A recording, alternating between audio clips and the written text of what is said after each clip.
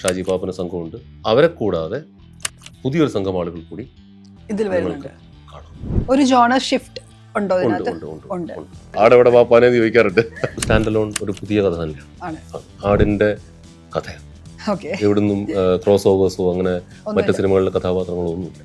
നിങ്ങൾ കാണാൻ പോകുന്നത് ഒരു വലിയ സിനിമയുടെ പകുതിയാണ്, കൃത്യം പകുതി. ഓക്കെ. അപ്പം അതിന്റെ പകുതി നിങ്ങൾ കാണാൻ ആഗ്രഹം ഉണ്ടെങ്കിൽ സ്വാഭാവികമായും പടം ഇഷ്ടപ്പെട്ടാൽ നിങ്ങൾ കാണാൻ ആഗ്രഹം ഉണ്ടാവും. അത് ബോക്സ് ഓഫീസിൽ റിഫ്ലക്ട് ചെയ്യും. അപ്പോൾ ഞങ്ങൾ അടുത്ത ഭാഗത്തിന്റെ ഷൂട്ട് തുടങ്ങും ഇമ്മീഡിയറ്റ്ലി. അതിൽ സ്ക്രിപ്റ്റും കാര്യങ്ങളൊക്കെ റെഡി. സ്ക്രിപ്റ്റ് പൂർത്തിയായിരിക്കും. പൊന്നപ്പൻ വരുമായിരിക്കും. നമ്മൾ ആർട്ടിസ്റ്റുകൾ എന്ന് പറയുന്ന ആളുകൾ നമ്മളൊരു കൊമേഴ്ഷ്യൽ പ്രൊഡക്റ്റ് ഉപയോഗിക്കുമ്പം അവരെ നമ്മൾ ഐറ്റമായിട്ട് തന്നെ പ്രസന്റ് ചെയ്യും. അവ എന്താ പറയുക, അവരെ കാണാനാണ് പുരുഷ സ്ത്രീ ഭേദമന്യേ കേട്ടോ. ഇപ്പം ഒരു നല്ല കാണാൻ ഭംഗിയുള്ള നല്ല ശരീരമുള്ള ഒരു നായകൻ ഷർട്ട് ഇടാതെ വരുന്നതും നമ്മൾ പ്രേക്ഷകരുടെ ഫ്രണ്ടിലേക്ക് അവർ കാണാൻ ആഗ്രഹിക്കുന്ന ഒരു നായകനെ ഇറക്കുന്നത് അല്ലെങ്കിൽ ഒരു പെൺകുട്ടിയെ അല്ലെങ്കിൽ ഒരു സ്ത്രീയെ ബിക്കിനിയിൽ ഇറക്കുന്നതെല്ലാം ആ സിനിമ ഡിമാൻഡ് ചെയ്യുന്നതിനനുസരിച്ചാണ്. ഇതിലും വലിയ ഹ്യൂമർ പടമല്ലേ ആട്, ഉറപ്പ് ഹിറ്റ് എന്ന് ഞാൻ ഉറപ്പിച്ച ഷാജി പാപ്പന്റെ കോസ്റ്റ്യൂം കിട്ടി ഞാൻ തിയേറ്ററിൽ പോയിട്ട് അവിടെ നിന്ന് ഞാൻ ആകെ തകർന്ന് പുറത്തേക്ക് ഇറങ്ങുകയാണ്. അപ്പോൾ ഒരു സിനിമ പൊട്ടി പുറത്തേക്ക് ഇറങ്ങുന്ന ഫീൽ എന്ന് പറഞ്ഞാൽ അത് ഈ സിനിമയ്ക്കുള്ളിൽ വർക്ക് ചെയ്യുന്ന ആളുകൾക്ക് അത് പെട്ടെന്ന് മനസ്സിലാവും. കാരണം ലോകം മുഴുവൻ നമ്മളെ സഹതാപത്തോടെയും ചിലപ്പോൾ പുച്ഛത്തോടെയൊക്കെ നോക്കുക എന്നൊക്കെ നമ്മൾ വിചാരിക്കും. കാരണം തോറ്റിട്ടിറങ്ങുകയാണ്. ഒരു പുരുഷാരത്തിന്റെ മുന്നിലൂടെ തോറ്റ് തലകുനിച്ച് പരാജിതനായി നമ്മൾ ഇറങ്ങുകയാണ്. നമ്മൾ തോറ്റ് തുടങ്ങിയാണ്, വീണാണ് തുടങ്ങുന്നത്, അവിടുന്ന് എഴുന്നേറ്റ് നടന്നതാണ്. അപ്പൊ അതുകൊണ്ട് തന്നെ പെട്ടെന്നൊരു പരാജയം ഒന്നും വന്നാൽ നമുക്കൊരു ഒരു നടുക്കൊന്നും ഉണ്ടാവില്ല. Mithun manual Thomas. മിഥുൻ, അങ്ങനെ 8 വർഷം, അതായത് 2019 ഡിസംബറിൽ ക്രിസ്മസ് റിലീസായ ആട് 3 വരും എന്നൊരു പ്രഖ്യാപനം ഉണ്ടായിരുന്നു അല്ലെ? പക്ഷെ കാത്തിരിപ്പുകൾക്ക് ശേഷം അവസാനം എത്താണ് സിനിമ. അത്രയും ഹൈപ്പ് ഉണ്ട്. ഈ 8 വർഷം എന്നൊരു വലിയ മാറ്റമാണ്. ഓഡിയൻസിന്റെ സ്വഭാവമേ മാറിപ്പോയി, കാലം മാറി, അഭിനയിച്ചവർക്കൊക്കെ പ്രായം മാറി, ഒക്കെ മാറി. പുതിയൊരു ആട് 3 എന്താ പ്രതീക്ഷിക്കേണ്ടത്? ആട് 3 ഇപ്പൊ ഈ പറഞ്ഞ പോലെ തന്നെ പുതിയതാണ്. ആട് 1 പോലെയോ 2 പോലെയോ ഒന്നുമല്ല.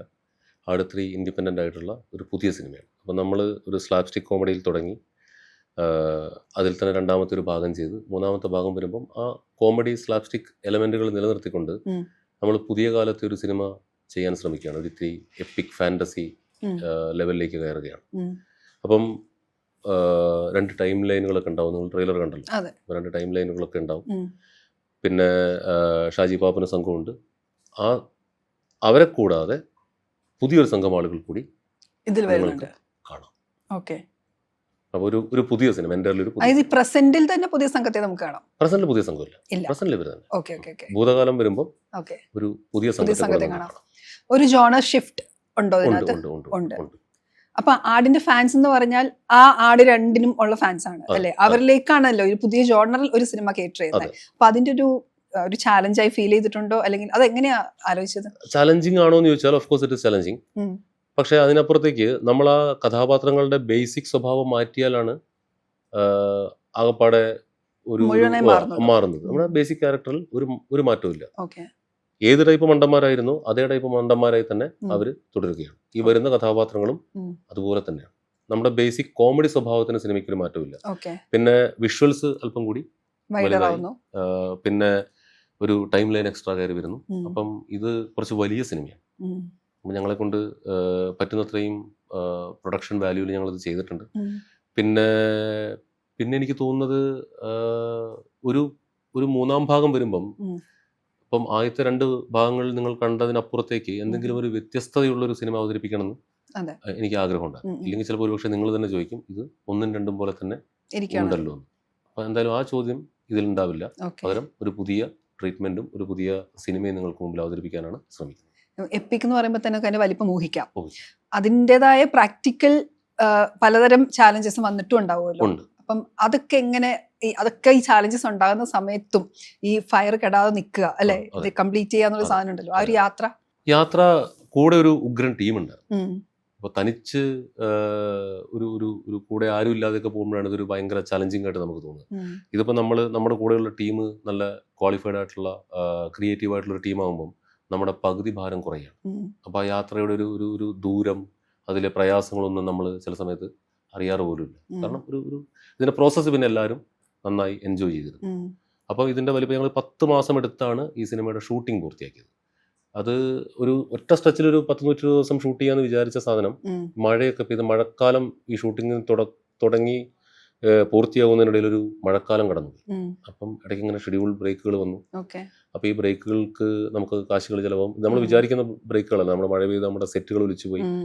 അങ്ങനത്തെ ഒരുപാട് ചലഞ്ചസ് ഇതിന്റെ ഇൻ ബിറ്റ്വീൻ വന്നു. ആർട്ടിസ്റ്റുകളുടെ ഡേറ്റുകൾ പ്രശ്നങ്ങളായി, കാരണം അവരും മറ്റു സിനിമകൾ കമ്മിറ്റ് ചെയ്തിട്ടുണ്ട്. പക്ഷേ ഇതിനെല്ലാം ഇടയിലൂടി ഈ സിനിമ പൂർത്തിയാക്കിയത് ഇതിന്റെ കൂടെയുള്ള ടീം നല്ലതായതുകൊണ്ടാണ്. In front of the camera and behind the camera. അപ്പോൾ പിന്നെ ഇതൊരു ആട് ഫാമിലിയാണ്. എനിക്കിപ്പോൾ പുതിയ മെമ്പേഴ്സ് വന്നാലും ഇപ്പോൾ ടെക്നീഷ്യന്മാർ ഒരുപാട് പേര് പുതിയ ആളുകളാണ്. അപ്പോൾ അങ്ങനെ കുറച്ച് പുതിയ ആർട്ടിസ്റ്റുകൾ വന്നിട്ടുണ്ട്. പക്ഷേ എന്നിരുന്നാൽ പോലും നമ്മളിതൊരു ടീമായിട്ട് 2 തവണ ഇത് ചെയ്തതുകൊണ്ട് ഈ പ്രയാസങ്ങൾ നമ്മൾ അറിഞ്ഞതേ ഇല്ല എന്ന് തന്നെ പറയാം. ഓക്കെ. ഈ ഒരു ഹ്യൂമർ സിനിമ അല്ലെങ്കിൽ ആ ഒരു ജോണറിലുള്ള സിനിമയിലേക്ക് ഒരു എപ്പിക് ആണല്ലോ വരുന്നത്. സാധാരണ നമ്മൾ എപ്പിക് സിനിമ എന്നൊക്കെ പറയുമ്പോൾ വേറൊരു മൂഡാണ്. അപ്പൊ ഇതിലേക്ക് വേണ്ടി ഇത്രയും ഒരു പ്രൊഡ്യൂസർ ചെലവാക്കാം, അല്ലെങ്കിൽ അതിന്റെ ഒരു ധൈര്യം കിട്ടാം മിഥുനിലെ റൈറ്റിങ്ങിനെ കൂടി ബേസ് ചെയ്തിട്ടാണല്ലോ. അത് കൺവിൻസ് ചെയ്യാൻ ബുദ്ധിമുട്ടുണ്ടായിരുന്നോ? ആ സ്ക്രിപ്റ്റ് വായിച്ചപ്പം നമ്മുടെ സിനിമയുടെ സ്വഭാവം മാറാത്തത് കൊണ്ട് തന്നെ വിജയ് ചേട്ടനത് ആദ്യ വായനയിൽ തന്നെ ഇഷ്ടപ്പെട്ടു, ആർട്ടിസ്റ്റുകൾക്ക് ഇഷ്ടപ്പെട്ടു. ആ കോൺസെപ്റ്റിലാണ് മാറ്റം വരുന്നത്. പടത്തിന്റെ നമ്മൾ അവതരിപ്പിക്കുന്ന രീതിയിലും ഹ്യൂമറായിട്ട് തന്നെ നമ്മൾ നിലനിൽക്കുന്നു. അപ്പോൾ എപ്പിക് സ്വഭാവത്തിൽ ഒരു ഹ്യൂമർ ചെയ്താൽ എന്ത് സംഭവിക്കും എന്നുള്ളതാണ് ഞാൻ കൗതുകത്തോടു കൂടി നോക്കിയിരിക്കുന്നത്. അത്തരം സിനിമകൾ അങ്ങനെ മലയാളത്തിൽ അധികം വന്നിട്ടില്ലെന്ന് തോന്നുന്നു. അപ്പൊ അതിന്റെ ഒരു പുതുമ എന്തായാലും നിങ്ങൾക്ക് തിയേറ്ററിൽ കാണാം. നമ്മുടെ ട്രെയിലർ തന്നെ നിങ്ങൾ കണ്ടതാണല്ലോ. രാജാവ് ഉറുമി വീശുമ്പോൾ തന്നെ പുള്ളിന്റെ തലയിൽ ഒരു ഐറ്റം വന്ന് വീണ് പുള്ളി വീഴുകയാണ്. നമ്മുടെ ആടാണത്. ഷാജി പാപ്പൻ ആട് വണ്ണിൽ ഓടി വന്ന് കാല് ചവിട്ടാനായി കാല് പൊക്കുമ്പോ തന്നെ നടുവലങ്ങി താങ്ങി എടുത്തുകൊണ്ട് പോകുന്ന നായകനാണ് നമ്മുടെ ആള്. അപ്പം ഈ താങ്ങി എടുത്തുകൊണ്ട് പോകുന്നവർക്ക് ബുദ്ധിയുണ്ടെ കുഴപ്പമില്ല, അവർക്കും ബുദ്ധിയില്ല. അതുപോലെ തന്നെയാണ് ഭൂതകാലത്തിലും സംഭവിക്കുക. അപ്പൊ എപ്പിക് സ്വഭാവത്തിൽ നമ്മളൊരു ഹ്യൂമർ ചെയ്താൽ എങ്ങനെ ഇരിക്കുമെന്ന് അറിയാൻ ഞാൻ കൗതുകത്തോടെ നോക്കിയിരിക്കും. ആട് 3 ആടുണ്ടോ എന്ന പലതരം കമന്റ്സ് ചോദിക്കാറുണ്ട്. അതെ അതെ അതെ. ആട് 2 അങ്ങനെ അധികം ആടില്ലായിരുന്നു. പക്ഷെ നമ്മൾ ആ ആട് 2 ആ ഒരു ആടിന്റെ പ്രസൻസ് ഇതിനകത്ത് 3 ഉണ്ട്. ആട് മാത്രല്ല, കുറെ കുതിരകളൊക്കെ ഉണ്ട്. കുതിരകളുണ്ട്, ഒരുപാട് കുതിരകളുണ്ട്, കഴുതകളുണ്ട്. അതെ. ഈ ഇത്തരം മനുഷ്യനോട് പറയുന്ന പോലെ അല്ലല്ലോ ഈ മൃഗങ്ങളോട് പറയാം. എങ്ങനെ ഉണ്ടായിരുന്നു? ഞാൻ ആദ്യമായിട്ടാണ് ഇങ്ങനെ ഇത്രയും കുതിരകളെയൊക്കെ വെച്ച് വർക്ക് ചെയ്യുന്നത്. ആടിനെ വെച്ച് വർക്ക് ചെയ്തിട്ടുണ്ട്, പട്ടീനെ വെച്ച് വർക്ക് ചെയ്തിട്ടുണ്ട്. പക്ഷെ കുതിരകളിലേക്കൊക്കെ വരുമ്പോഴത്തേക്കും കുതിരകളൊക്കെ വരുമ്പോഴാണ് ഇപ്പം ഒരു പ്രേക്ഷകൻ എന്നുള്ള നിലയ്ക്ക് ഇപ്പം നമ്മൾ ഫിലിം മേക്കറെ മാറ്റി നിർത്തിയിട്ട്, എഴുത്തുകാരനൊക്കെ മാറ്റി നിർത്തിയിട്ട് നമ്മൾ സിനിമ കാണുന്ന ഒരു പ്രേക്ഷകൻ, എന്നിലൊരു പ്രേക്ഷകൻ എന്നുള്ള നിലയ്ക്ക് ഒരു ഫ്രെയിമിലേക്ക് രാജാവും കുതിരകളും ഒക്കെ വരുമ്പോൾ മാത്രമേ അതിനൊരു എപ്പിക് സ്വഭാവം എന്റെ മനസ്സിൽ വരുള്ളൂ. അറിയാതെ അത് നമ്മൾ കുഞ്ഞുനാളിലേ കേട്ടിട്ടുണ്ട്. യെസ്, രാജാവ്, അല്ലെങ്കിൽ പണ്ടൊരു സ്ഥലത്തൊരു രാജാവ് ഉണ്ടായിരുന്നു, ഒരു കൊട്ടാരം ഉണ്ടായിരുന്നു ഒക്കെ പറയുന്ന ആ കോൺസെപ്റ്റ് തന്നെയാണ് നമ്മൾ പറയുന്നത്. ഒരു നാടോടി കഥ പോലെ പറയാവുന്ന ഒരു തമാശ കഥ, അതാണ് ആട്. അപ്പൊ കുതിരകളെ വെച്ച് ഷൂട്ട് ചെയ്യാന്ന് വെച്ചാൽ നല്ല ബുദ്ധിമുട്ടാണ്. പക്ഷെ നമ്മുടെ ഹോഴ്സ് മാസ്റ്റേഴ്സ് അവർ നല്ല പ്രൊഫഷണൽസ് ആണ്. അപ്പൊ അവരൊരുപാട് എന്താ പറയുക, ചെയ്ത് എക്സ്പീരിയൻസ് ഉള്ളത് കൊണ്ട് തന്നെ അവർക്ക് എക്സ്പീരിയൻസ് ഉണ്ടായിരുന്നു. 10-20 കുതിരകളെ ഒക്കെ വെച്ച് അവർ അതിന് മുമ്പും ചെയ്തിട്ടുണ്ട്, സിനിമകൾ ചെയ്തിട്ടുണ്ട്. അപ്പൊ ഈ കുതിരകൾ വരുന്നത് തന്നെ 5-6 ഒരു വണ്ടിയിൽ 3 കുതിര എന്നുള്ള നിലയ്ക്ക് അങ്ങനെ അവർ കുതിരകളെ കൊണ്ടുവന്ന് ഇറക്കി ആദ്യത്തെ ടേക്കും രണ്ടാമത്തെ ടേക്കും ഒന്നും നടക്കൂല. നമ്മൾ 10 ഷോട്ട് എടുക്കാൻ വേണ്ടി പ്ലാൻ ചെയ്ത് പോയാൽ 5 ഷോട്ടൊക്കെ കിട്ടുള്ളൂ. ആ എഫേർട്ട് കൂടുതലാണ്. കാരണം ഇതുങ്ങൾ പ്രാക്ടീസ്ഡ് ആയി വരണം, 2-3 റിഹേഴ്സൽസ് കൊടുക്കണം. പിന്നെ നമ്മുടെ ആർട്ടിസ്റ്റുകൾ കുതിരപ്പുറത്തുണ്ട്, അവർ ഈ കുതിരകളുമായിട്ട് സെറ്റ് ആവണം. പിന്നെ ലൊക്കേഷൻസ് ഇങ്ങനെ ചേഞ്ച് ആവും തോറും കുതിരയുടെ എൻവയോൺമെന്റ് ചേഞ്ച് ആവും. ആ ചേഞ്ച് ആവുന്ന എൻവയോൺമെന്റിനോട് കുതിരകൾ ഇണങ്ങണം. അപ്പൊ അത് ബുദ്ധിമുട്ടാണ്, പക്ഷെ അച്ചീവബിൾ ആണ്. പിന്നെ ഇങ്ങനെ വലിയ സിനിമകൾ ചെയ്യുമ്പോൾ ഒക്കെ ഇങ്ങനെ ഈ കഷ്ടപ്പാടുകൾ ഉണ്ടാവും കുതിരകളൊക്കെ വെച്ച് ചെയ്യുമ്പോൾ. അപ്പൊ ആദ്യമായിട്ടല്ല ചെയ്യുന്നത്, നമ്മൾ ഒരുപാട് പേര് മുന്നേ ചെയ്തിട്ടുണ്ട്. ഞാൻ ആദ്യമായിട്ടായിരുന്നു മാത്രം. ചിലപ്പോൾ ക്യൂരിയോസിറ്റി ഉണ്ട്. എങ്ങനെയായിരിക്കും ഇത് വരാൻ പോകുന്നത്, കൗതുകത്തോടെ നോക്കിയിരിക്കുന്നത്. ഇപ്പൊ എന്താ തോന്നുന്നത് റിലീസിന് തൊട്ട് പിന്നിലാണ് നമ്മൾ ഇരിക്കുന്നത്? റിലീസിന്റെ സംഘർഷങ്ങളുണ്ട്. ഇപ്പം മിഡിൽ ഈസ്റ്റിൽ നമുക്കറിയാലോ, യുദ്ധസമാനമായ സാഹചര്യം, അല്ലെ യുദ്ധം തന്നെ നടന്നുകൊണ്ടിരിക്കുന്നു. അപ്പം ബിസിനസ്സുകളെ ഇതെങ്ങനെ ബാധിക്കുമെന്ന് നമുക്കറിയില്ല.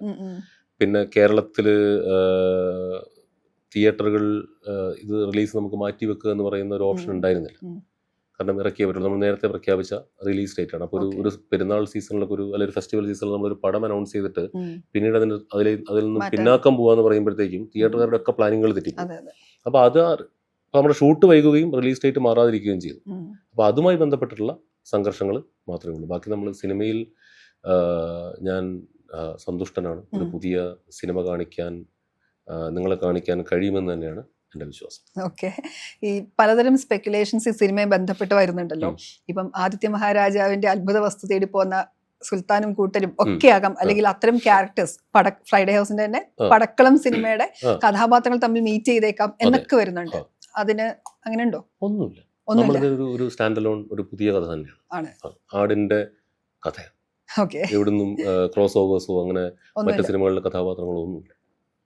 ഈ ആട് 3 പാർട്ട് 1 പാർട്ട് 2 ഉണ്ട്. സാധാരണ ഒരു സിനിമ ഇപ്പം നമ്മൾ പൊതുവെ കാണുന്ന ട്രെൻഡാണ്, തീരുമ്പം അടുത്ത സീക്വലിലേക്ക് ഒരു സൂചന ഇട്ട് കൊടുക്കുക. അതിൽ പലതരം വിമർശനങ്ങൾ വരാറുണ്ട്. ഒരു സംവിധായകന്റെ സിനിമ എന്താ പൂർത്തിയാക്കാൻ കഴിയാതെ വരുമ്പോൾ ചെയ്തു കൊടുക്കുന്നു, എസ്കേപ്പിസ് ആയിട്ടും ഒക്കെ ഉണ്ട്. അതേസമയം സീക്വൽ വേണം എന്നുള്ള സിനിമകൾക്കും ഉണ്ട്. ഈ ആട് 3 ആലോചിക്കുമ്പോഴേ 2 പാർട്ട് ആലോചിക്കുമ്പോഴേ 2 പാർട്ടാണ്. അതിലെ ഫസ്റ്റ് പാർട്ടിന്റെ സ്ക്രിപ്റ്റ് എഴുതി പൂർത്തിയാക്കി നമ്മൾ ഇത് വർക്കൗട്ട് ആവുകയാണെങ്കിൽ അടുത്ത പാർട്ട് പ്രേക്ഷകർ ഒരു ഗ്രീൻ സിഗ്നൽ തരണമല്ലോ. അപ്പം നിങ്ങൾ കാണാൻ പോകുന്നത് ഒരു വലിയ സിനിമയുടെ പകുതിയാണ്, കൃത്യം പകുതി. അപ്പം അതിന്റെ പകുതി നിങ്ങൾ കാണാൻ ആഗ്രഹം ഉണ്ടെങ്കിൽ സ്വാഭാവികമായും പടം ഇഷ്ടപ്പെട്ടാൽ നിങ്ങൾ കാണാൻ ആഗ്രഹം ഉണ്ടാവും. അത് ബോക്സ് ഓഫീസിൽ റിഫ്ലക്ട് ചെയ്യും. അപ്പൊ ഞങ്ങൾ അടുത്ത ഭാഗത്തിന്റെ ഷൂട്ട് തുടങ്ങും ഇമ്മീഡിയറ്റ്ലി. ഇതാണ് പ്ലാൻ. അതിൽ സ്ക്രിപ്റ്റും കാര്യങ്ങളൊക്കെ സ്ക്രിപ്റ്റ് പൂർത്തിയായിരിക്കും. അപ്പൊ ഒരു ക്ലോഷർ ഇതിലേക്ക് അടുത്ത പാർട്ട് 1 ഇതിന്റെ കൺക്ലൂഷൻ വരാൻ പോകുന്നത്. ഓക്കെ. ഈ അതോടുകൂടി ആട് നിർത്താണ് എന്ന് പറഞ്ഞല്ലോ.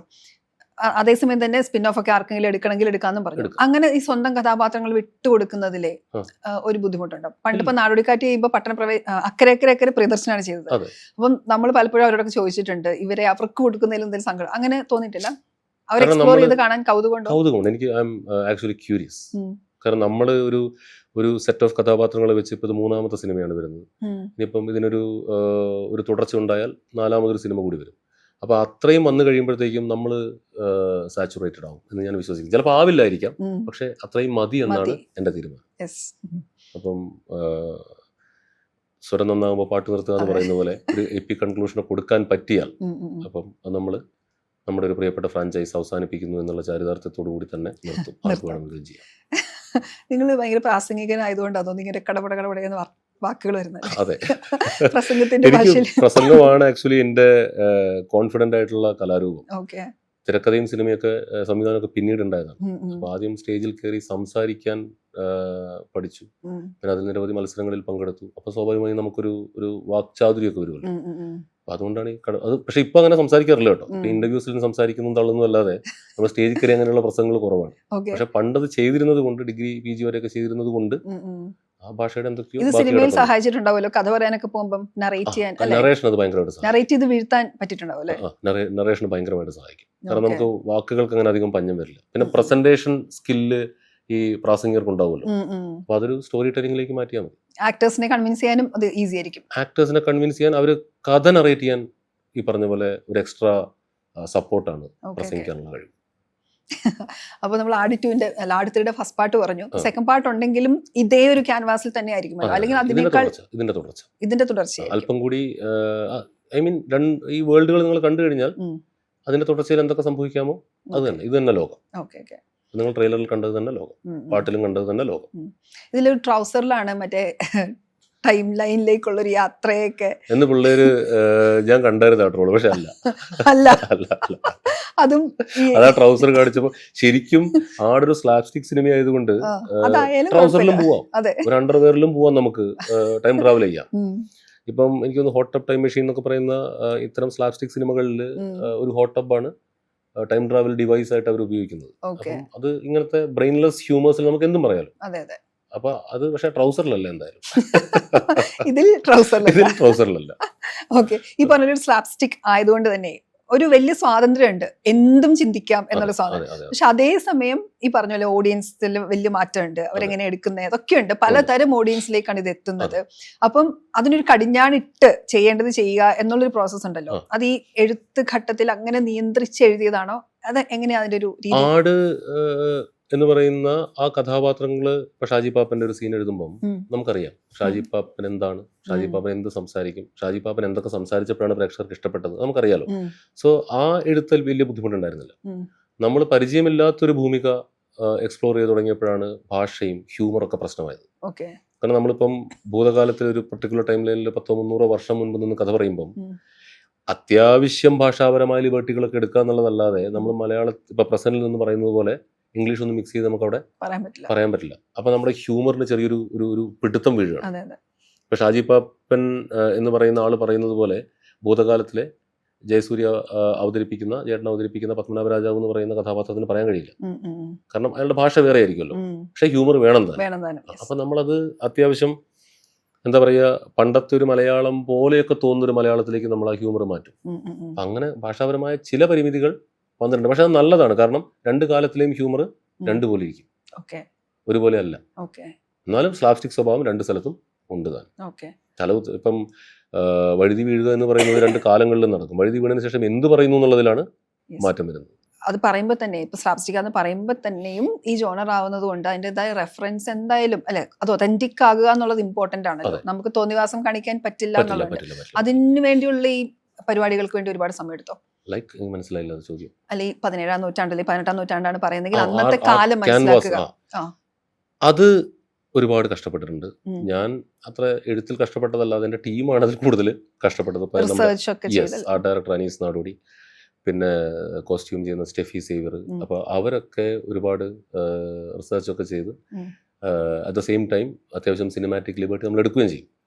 കാരണം എടുക്കാതെ തരമില്ല. കാരണം ചരിത്രപരമായി നമ്മളൊരു ഒരു കാലത്തെ എക്സാക്ട്ലി പുനർനിർമ്മിക്കുന്നതല്ല, അങ്ങനത്തെ സിനിമയല്ല ആട്. എന്നാൽ അതിന്റെ റെഫറൻസുകൾ കാണിച്ചിട്ടുമുണ്ട്. അപ്പം ഇതിന്റെ അനീസിന്റെ ടീം നന്നായി വർക്ക് ചെയ്തിട്ടുണ്ട്, സ്റ്റെഫീന്റെ ടീം നന്നായി വർക്ക് ചെയ്തിട്ടുണ്ട്. ആ കാലം ക്രിയേറ്റ് ചെയ്യാൻ അത്യാവശ്യം എല്ലാവരും പണിയെടുത്തിട്ടുണ്ട്, എഫേർട്ട് എടുത്തിട്ടുണ്ട്. ആ ഡിറക്ഷൻ ഞാൻ ഉറ്റുനോക്കുന്ന ഒരു കാര്യമാണ്. കാരണം ഇങ്ങനെ ഒരു കാലം പറയുന്നതുകൊണ്ട് തന്നെ അത് ഏത് ലെവലിലേക്കാണ്, മേ ബി അതൊരു ഇമ്പോർട്ടന്റ് ആയിട്ടുള്ളൊരു സംഭവമായിരുന്നല്ലോ. അതിനുവേണ്ടി ഈ നമ്മുടെ മലയാള സിനിമയിൽ ഇതൊക്കെ സാധ്യമാകുമോ എന്നൊരു കാലം ഒരു 10 വർഷം മുമ്പ് വരെ ഉണ്ടായിരുന്നു. പക്ഷെ ഇപ്പൊ എന്തും സാധ്യമാകുന്ന ഒരു സമയമാണ്. എന്നാൽ പോലും അതിൽ നിങ്ങൾക്ക് അത്രയും ലിബർട്ടി കിട്ടിയിരുന്നതോ? വേണ്ട കാലം റെപ്രസെന്റ് ചെയ്യണം, അല്ലെങ്കിൽ അത് കാണിക്കണം, കിട്ടിയിരുന്നു? അത് നമ്മുടെ നിർമ്മാതാവ് വിജയബാബു ഈ സ്ക്രിപ്റ്റ് വായിച്ചപ്പോൾ തന്നെ ഇതിന്റെ പ്രൊഡക്ഷൻ വാല്യൂ അദ്ദേഹത്തിന് മനസ്സിലായി. അപ്പോൾ ആ പ്രൊഡക്ഷൻ വാല്യൂവിനൊത്തൊരു ആർട്ട് ഡയറക്ടർ അദ്ദേഹം കൊണ്ടുവന്നു. അദ്ദേഹം സജസ്റ്റ് ചെയ്തതാണ്. എനിക്ക് അനീസ് ഓക്കെ ആയിരുന്നു. അതോടൊപ്പം തന്നെ സ്റ്റെഫി സേവർ വന്നു. അപ്പോൾ സ്റ്റെഫിയൊക്കെ പറയാറുണ്ട് സ്റ്റെഫിന്റെ കരിയറിൽ ഏറ്റവും കൂടുതൽ കോസ്റ്റ്യൂമിന് ചെലവഴിച്ച സിനിമകളിലൊന്നാണ്. പിന്നെ ചിലപ്പോൾ അവൾ ഏറ്റവും കൂടുതൽ കോസ്റ്റ്യൂമിന് ചെലവഴിച്ച സിനിമ തന്നെ ആയിരിക്കും. കാരണം ആ കാലങ്ങളിൽ ജൂനിയേഴ്സിന് പോലും നമ്മൾ ഓൺ ഡ്രസ് ഒന്നും ഇട്ട് വരാൻ പറയാൻ പറ്റില്ല. അന്ന് ഒറ്റമുണ്ടും അല്ലെങ്കിൽ മറ്റേ കോറമുണ്ടും എന്നൊക്കെ പറയുന്ന പോലത്തെ കുപ്പായങ്ങളൊക്കെ വേണ്ട. അപ്പൊ ജൂനിയേഴ്സിന് പോലും നമ്മൾ കോസ്റ്റ്യൂം സപ്ലൈ ചെയ്യേണ്ട ഒരു സിറ്റുവേഷൻ ഉണ്ട്, ഭൂതകാലമൊക്കെ റീക്രിയേറ്റ് ചെയ്യും. അപ്പം അത്തരം ചെലവുകൾ ഇതിനകത്ത് ഒരുപാട് വന്നിട്ടുണ്ട്. അത് വരും. അങ്ങനത്തെ ഒരു ചരിത്രപരമായ ഒരു പടം അതിപ്പോ സ്ലാപ്സ്റ്റിക് ആണെങ്കിലും അല്ലെങ്കിലും നമ്മൾ ചെയ്യുമ്പം ആ ബഡ്ജറ്റ് എന്തായാലും അത് നമുക്ക് കോംപ്രമൈസ് ചെയ്യാൻ പറ്റില്ല. അല്ലെങ്കിൽ ഈ കാലം നമുക്ക് ഒരിക്കലും റെപ്രസെന്റ് ചെയ്യാൻ പറ്റില്ല. അപ്പൊ അതിനെന്തായാലും നല്ലൊരു ചെലവ് വന്നിട്ടുണ്ട്. അത് വിജയബാബു എന്ന് പറയുന്ന നിർമ്മാതാവ് ഇങ്ങനൊരു പ്രൊജക്ട് ഏറ്റെടുക്കാൻ കാണിച്ച, അല്ലെങ്കിൽ ഇത് തന്നെ നമ്മൾ ചെയ്യുന്നു, അതും ഹ്യൂമർ ചെയ്യുന്നു എന്ന് അദ്ദേഹം അത് ഏറ്റെടുക്കാൻ കാണിച്ച ധൈര്യമാണ് ഈ സിനിമ സംഭവിക്കാൻ കാരണം. പിന്നെ ആടിന്റെ പ്രേക്ഷക പിന്തുണയുണ്ട്, ഫാൻ ബേസ് ഉണ്ട്. അതിനൊക്കെ അപ്പുറത്തേക്ക് ഒരു 3-ാം ഭാഗം സാധാരണ എടുക്കുന്നതിലും ഇരട്ടിയിലധികം ബജറ്റിലാണ് ഇതിന്റെ 3-ാം ഭാഗം വരുന്നത്. അപ്പൊ അങ്ങനെ വരുമ്പം വിജയബാബു ചേട്ടന്റെ ഒരു എഫേർട്ടും ഇതിനകത്ത് എടുത്തു പറയേണ്ടതാണ്. അദ്ദേഹം വേണുകുന്നപ്പള്ളിയെ പോലത്തെ മറ്റൊരു നിർമ്മാതാവിനെ, പ്രമുഖ നിർമ്മാതാവിനെ ഇതിൽ സഹനിർമ്മാതാവാക്കി. അങ്ങനെ വേണിച്ചേട്ടനും കൂടെ വരുമ്പോഴത്തേക്ക് നമ്മൾ വിചാരിച്ചൊരു വലിപ്പത്തിലേക്ക് ഈ സിനിമ വന്നു. ഈ കോസ്റ്റ്യൂമിന്റെ കാര്യം പറഞ്ഞപ്പോഴാണ് ഇപ്പൊ പാപ്പന്റെ കോസ്റ്റ്യൂംസ് ഭയങ്കരമായിട്ട് ചർച്ചയായതാണല്ലോ. ഇതിലും അങ്ങനെ എന്തെങ്കിലും പ്രതീക്ഷിക്കാമോ? ഇതിൽ ഇപ്പൊ നിങ്ങൾ ആ ട്രെയിലറിൽ കണ്ട പോലെ അതുപോലെ അത് തന്നെയാണ്. അത് ജയസൂര്യയുടെ ഭാര്യ ശ്രീ സരിത ജയസൂര്യാണത് ഷാജി പാപ്പന്റെ കോസ്റ്റ്യൂം ഡിപ്പാർട്ട്മെന്റ് കൈകാര്യം ചെയ്യുന്നത്. അതുപോലെ മ്യൂസിക്കിലേക്ക് പോകുമ്പോൾ എനിക്ക് തോന്നുന്നു സ്കോർ ചെയ്തേക്കുന്നത് പാട്ടാണ് ഷാൻ ചെയ്തേക്കുന്നത്, സ്കോർ വേറൊരാളാണ്. അതെന്താ അങ്ങനെ വേറൊരു? അത് ആ സമയത്ത് നമ്മൾ ഇതിന്റെ ഷൂട്ടെല്ലാം കഴിഞ്ഞ് പൂർത്തിയായപ്പോഴത്തേക്കും ഷാനൊക്കെ ചെറുതായിട്ട് ഇത്തിരി അഭിനയമോഹം പരിപാടിയൊക്കെ ആയിട്ട് അത് പുള്ളി ഇന്റർവ്യൂവിൽ പറയുമായിരിക്കും, മോഹൻലാൽ പുള്ളി അഭിനയിക്കുന്നുണ്ട്. അപ്പം മാനേജ് ചെയ്യാൻ പറ്റാത്ത തിരക്കുകളായി. അപ്പം അതിനകത്ത് ഷൂട്ട് വൈകിപ്പോയല്ലോ. അപ്പം ഔട്ടൊക്കെ കിട്ടാൻ ഒരുപാട് വൈകി. അപ്പോഴത്തേക്കും പുള്ളി ഒരു സിനിമ കമ്മിറ്റ്, അത് പുറകെ പുള്ളി ഏതെങ്കിലും ഇന്റർവ്യൂവിൽ പറയുമായിരിക്കും, ഒരു സിനിമയൊക്കെ കമ്മിറ്റ് ചെയ്ത് അപ്പോഴത്തേക്കും പുള്ളിക്ക് ഇത് മാനേജ് ചെയ്യാൻ പറ്റാണ്ടായി. അപ്പൊ പിന്നെ അത് അങ്ങനെ അങ്ങോട്ട് വേറൊരാളിലേക്ക് പോവുകയാണ്. പാട്ട് പക്ഷേ പുള്ളി ഗംഭീരമായിട്ട് ചെയ്തു തന്നു. അതിപ്പോ കഴിഞ്ഞ ദിവസം ഇറങ്ങി നിങ്ങൾ കണ്ടതാണ്. കണ്ടു. അതിലേക്ക് ഞാൻ വരായിരിക്കുന്നു. ഈ അതിനു മുമ്പ് അജു തിരിച്ചു വരുന്നുണ്ടോ എല്ലാവരും ചോദിക്കുന്നതേ ആ കഥാപാത്രത്തെ കുറിച്ചാണ്. പൊന്നപ്പൻ എവിടെയാണ് എല്ലാവരും ചോദിക്കുന്നത്. പൊന്നപ്പൻ വരും എന്ന് കമന്റ് ഇട്ടിട്ടുണ്ടായിരുന്നു തോന്നുന്നു അല്ലേ? അടുത്ത വരെ വെയിറ്റ് ചെയ്യുന്നൊക്കെ പറഞ്ഞിട്ട്. പൊന്നപ്പൻ വരുമായിരിക്കും. മറ്റാരെങ്കിലും വരുമോ? പൊന്നപ്പന്റെ പ്രത്യേകത, പൊന്നപ്പൻ ഇത്തിരി ഉള്ളെങ്കിലും ആളുകൾ പൊന്നപ്പനെ മറന്നിട്ടില്ല. അതെ. കാരണം അതൊരു ഒരു ഒരു എന്താ പറയുക, അത് എക്സ്പ്ലെയിൻ ചെയ്യാൻ പറ്റാത്തൊരു സ്ലാപ്സ്റ്റിക് സിറ്റുവേഷൻ ആണ്. തൻ്റെ മുതലാളി വടംവലിക്കാരനാകുമ്പോൾ അയാളുടെ ആയ കാലത്ത് അയാൾ വടംവലി മത്സരത്തിൽ പങ്കെടുക്കുമ്പോൾ പഴത്തൊലിയിട്ട് വീഴ്ത്തി അയാളുടെ നടുവുളുക്കിച്ച് അയാൾ എണ്ണയൊക്കെ തേച്ച് കിടക്കുമ്പോൾ അയാളുടെ ഭാര്യനെ അടിച്ചുകൊണ്ട് പോവുക എന്ന് പറയുന്നത് അത് എക്സ്ട്രീം ചതിയാണ്. അത് ചെയ്ത ആളാണ് പൊന്നപ്പൻ. അതുകൊണ്ടാണ് അജൂര പ്രകാശ്. ചിലപ്പോൾ പൊന്നപ്പൻ വരുമായിരിക്കും. ഉറപ്പറിയുന്നില്ല. അത് ഇല്ല, ഈ വലിയ സിനിമകൾ ചെയ്യുമ്പോഴേ ഇപ്പം പലരും ഈ ക്യാമിയോസിനെയൊക്കെ ഉൾപ്പെടുത്തുമല്ലോ. ഇപ്പൊ ഇത്രയും വലിയ എക്സ്പെക്ടേഷൻ ഒരു സിനിമ ചെയ്യുകയാണ്, അപ്പം തിയേറ്ററിൽ ചെല്ലുമ്പോൾ വേറെ എന്തെങ്കിലും ഒരു സാധനം കൂടി കൊടുക്കുക എന്നുള്ള അത്തരം ആലോചനകൾ വന്നിട്ടുണ്ടോ? അങ്ങനെ എന്തെങ്കിലും ഇൻക്ലൂഷൻസ് ഉണ്ടോ? ഞങ്ങൾ ആദ്യം ഇതിനകത്തൊരു ഒരു ക്യാരക്ടർ അങ്ങനെ ആലോചിച്ചു. പിന്നെ അത് വേണ്ടാന്ന് വെച്ചു. ആട് ക്യാരക്ടേഴ്സിന്റെ അകത്ത് തന്നെ നിൽക്കാമെന്ന് കരുതി. കാരണം അങ്ങനെ ഒരു പുതിയ കഥാപാത്രത്തെ കൊണ്ടുവരുമ്പം ആ കഥാപാത്രത്തിന് ഇതിനകത്ത് എക്സ്പ്ലോർ ചെയ്യാനുള്ള ഒരു സ്പേസ് വേണം. പക്ഷെ തിരക്കഥ എഴുതി പൂർത്തിയായി വന്നപ്പോഴത്തേക്കും അത്തരം ഒരു പുതിയ കഥാപാത്രത്തെ കൊണ്ടുവന്ന് എക്സ്പ്ലോർ ചെയ്യാനുള്ള സ്പേസ് ഇതിനകത്തില്ല. കാരണം ഓൾറെഡി എക്സിസ്റ്റിംഗ് ക്യാരക്ടേഴ്സ് ഉണ്ട്, അവർ തന്നെ മറ്റൊരു കാലത്തും വരുന്നുണ്ട്. അപ്പൊ ആകെപ്പാടെ ആ ക്യാരക്ടേഴ്സിനെ അവർ തന്നെ ഇതിനകത്ത് തിക്കും തിരക്കുമാണ്. അപ്പൊ പിന്നെ പുതിയ ആൾക്കാരെ കൊണ്ടുവരേണ്ടത് വിചാരിച്ചു. അപ്പൊ മോഹൻലാൽ ഇല്ല, മമ്മൂട്ടി ഇല്ല, പൃഥ്വിരാജ് ഇല്ല, ആടിന്റെ ആൾക്കാർ മാത്രം. പിന്നെ അലയ ബോൺ എന്ന് പറയുന്ന ഒരു ഹോളിവുഡ് ആർട്ടിസ്റ്റ് വരുന്നു. അത് മാത്രമാണ് നമ്മുടെ മെയിൻ വില്ലത്തി, പ്രോട്ടഗണിസ്റ്റ്. സോറി, ആന്റഗണിസ്റ്റ് ആയിട്ട് പുള്ളിക്കാരിയാണ് വരുന്നത്. ഓക്കെ. ഈ ആദ്യത്തെ ചർച്ചകളിൽ ഇതൊരു 3D സിനിമ ആക്കിയാലോ എന്നുള്ള ചിന്തകൾ വന്നിരുന്നു എന്ന് ഞാൻ എവിടെയോ കേട്ടിട്ടുണ്ട്. 3D ആയിട്ട് തന്നെ ആട് 3D ചെയ്യാന്ന് സൈജു കുറച്ച് ഞങ്ങൾ 3D ചെയ്തേക്കാന്ന് വിചാരിച്ചു. പക്ഷെ 3D ചെയ്യുമ്പോൾ ഒരു സാങ്കേതിക പ്രശ്നം എന്ന് പറഞ്ഞാൽ ഇത്രയും ഒരു സിനിമ ചെയ്തിട്ട് നമ്മൾ അതിന്റെ ഫൈനൽ വർക്കുകൾ തീർത്ത് വീണ്ടും ഒരു 3-4 മാസം 3D കൺവേർഷന് വേണ്ടിയിട്ട് നമ്മൾ മാറ്റി വെക്കണം, കൺവേർട്ട് ചെയ്യണം, റെൻഡർ ചെയ്യണം. അതൊരു ഇത്തിരി സമയമെടുക്കുന്ന, അതായത് 3D ഷൂട്ട് ചെയ്യാനായിരുന്നില്ല. 3D ഷൂട്ട് ചെയ്യാൻ ഭയങ്കര നോട്ട് പ്രാക്ടിക്കലി എനിക്ക് തോന്നുന്നില്ല നടപടിയാവും. ഫുൾ 3D ഷൂട്ട് ചെയ്യാന്നുള്ളത് പോസ്റ്റിൽ നമ്മൾ 3D ചെയ്യേണ്ടി വരും. അപ്പൊ അതിന് വീണ്ടും ഇപ്പൊ നമ്മൾ ഈ ലോക്ക് ചെയ്ത പടം എനിക്ക് തോന്നുന്നു 3-4 മാസം കൂടെ കഴിഞ്ഞിട്ടേ ഇറക്കാൻ പറ്റും. അപ്പൊ നമ്മൾ തൽക്കാലം അത് വേണ്ടാന്ന് വെച്ചു. സാങ്കേതികത്വങ്ങൾ കാരണം വേണ്ടാന്ന് വെച്ചു. പിന്നെ സാമ്പത്തികം പുറകെ ഉണ്ടല്ലോ, അത് വേറെയും കാരണമാണ്. ഓക്കെ.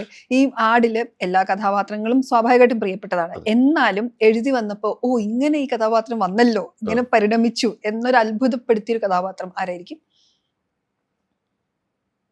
അത് അങ്ങനെ ഒരു എഴുത്തിന് ശേഷം അങ്ങനെ അമ്പരപ്പോടെ നോക്കിക്കണ്ട കഥാപാത്രം ഇല്ല. എന്താന്ന് വെച്ചിട്ടുണ്ടെങ്കിൽ ബേസിക്കലി ഇവരെല്ലാവരും മണ്ടന്മാരാണെന്ന് ആദ്യമേ തീരുമാനിച്ചതുകൊണ്ട് ആ മണ്ടത്തരത്തിന്റെ അളവ് കൂടിയും കുറഞ്ഞും ഇരിക്കുന്നേ ഉള്ളൂ.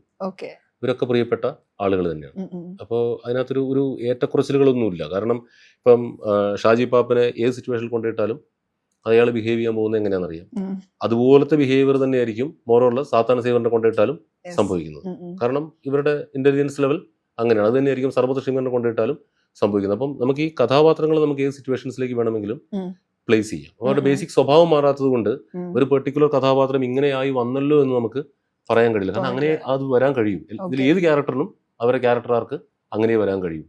ഈ അവർ രക്ഷപ്പെടുകയോ ജീവിതത്തിൽ രക്ഷപ്പെടുകയോ ബുദ്ധിമാന്മാരാവുകയോ ഒന്നും ചെയ്യില്ല. അപ്പൊ അതുകൊണ്ട് തന്നെ അങ്ങനെ ഒരു കഥാപാത്രം എഴുതി വന്നപ്പോൾ എനിക്ക് അങ്ങനെ ഒരു ഇതിങ്ങനെ നന്നായി വന്നല്ലോ എന്ന് ഇതുവരെ തോന്നിയില്ല. പൊതുവേ നമ്മളിപ്പോ എഴുതുമ്പം ഒരു കഥാപാത്രത്തിന്റെ കൂടെ സഞ്ചരിക്കണമല്ലോ, അവരുടെ മനോവ്യാപാരങ്ങൾ എന്താണ്, ഏതൊക്കെ റൂട്ടിൽ അവർ ചിന്തിക്കാം. ഇതിൽ ഈ എല്ലാവരുടെയും കൂടെ നടക്കണം, അതും വേറെ രീതിയിലാണ് നടക്കേണ്ടത്. അത്രയും മണ്ടതരം നമുക്കുള്ളിൽ വേണമല്ലോ. അതൊരു സാധാരണ ഒരു കഥാപാത്രം എഴുതുന്നതിനേക്കാളും ചാലഞ്ചാണോ? ഹ്യൂമർ ഉണ്ടാക്കുക എന്നുള്ളത് വലിയ പ്രയാസമുള്ള കാര്യമാണ്. കാരണം നമ്മൾ ഹ്യൂമർ എന്ന് വിചാരിക്കുന്നതിന് ഓപ്പോസിറ്റ് ഇരിക്കുന്നത് ചിരിക്കണമെന്നില്ല. ചിരിച്ചാൽ മാത്രമേ അത് ഹ്യൂമർ ആവുള്ളൂ. ഞാനൊരു തമാശ പറയാമെന്നും പറഞ്ഞ് നമ്മൾ തുടങ്ങിയിട്ട് ചിരിച്ചില്ലെങ്കിൽ അത് തമാശ അല്ല, ചളിയായി പോകും. ചളിയും പോലും ചിലപ്പോൾ ആവില്ല. അപ്പൊ അത് അപ്പുറത്തിരിക്കുന്നവരെ ചിരിപ്പിക്കുക എന്ന് പറയുന്നത് എളുപ്പമുള്ള കാര്യമല്ല. അപ്പം നമ്മൾ ഭയത്തോടു കൂടിയാണ് ഈ തമാശ സിനിമകളെ സമീപിക്കാറ്. ഇത് ചിരിക്കണമല്ലോ ആളുകൾ. അപ്പൊ ഞാൻ ആദ്യം കുറച്ച് മാസ് ആക്ഷൻ ത്രില്ലേഴ്സും പ്യോർ ത്രില്ലേഴ്സും പൊളിറ്റിക്കൽ ത്രില്ലറൊക്കെ ആയിട്ട് സിനിമയിലേക്ക്, അത്തരം കഥകളുടെ ഒരു 3-4 കഥകളൊക്കെ ആയിട്ട് സിനിമയിലേക്ക് വന്ന ആളാണ്.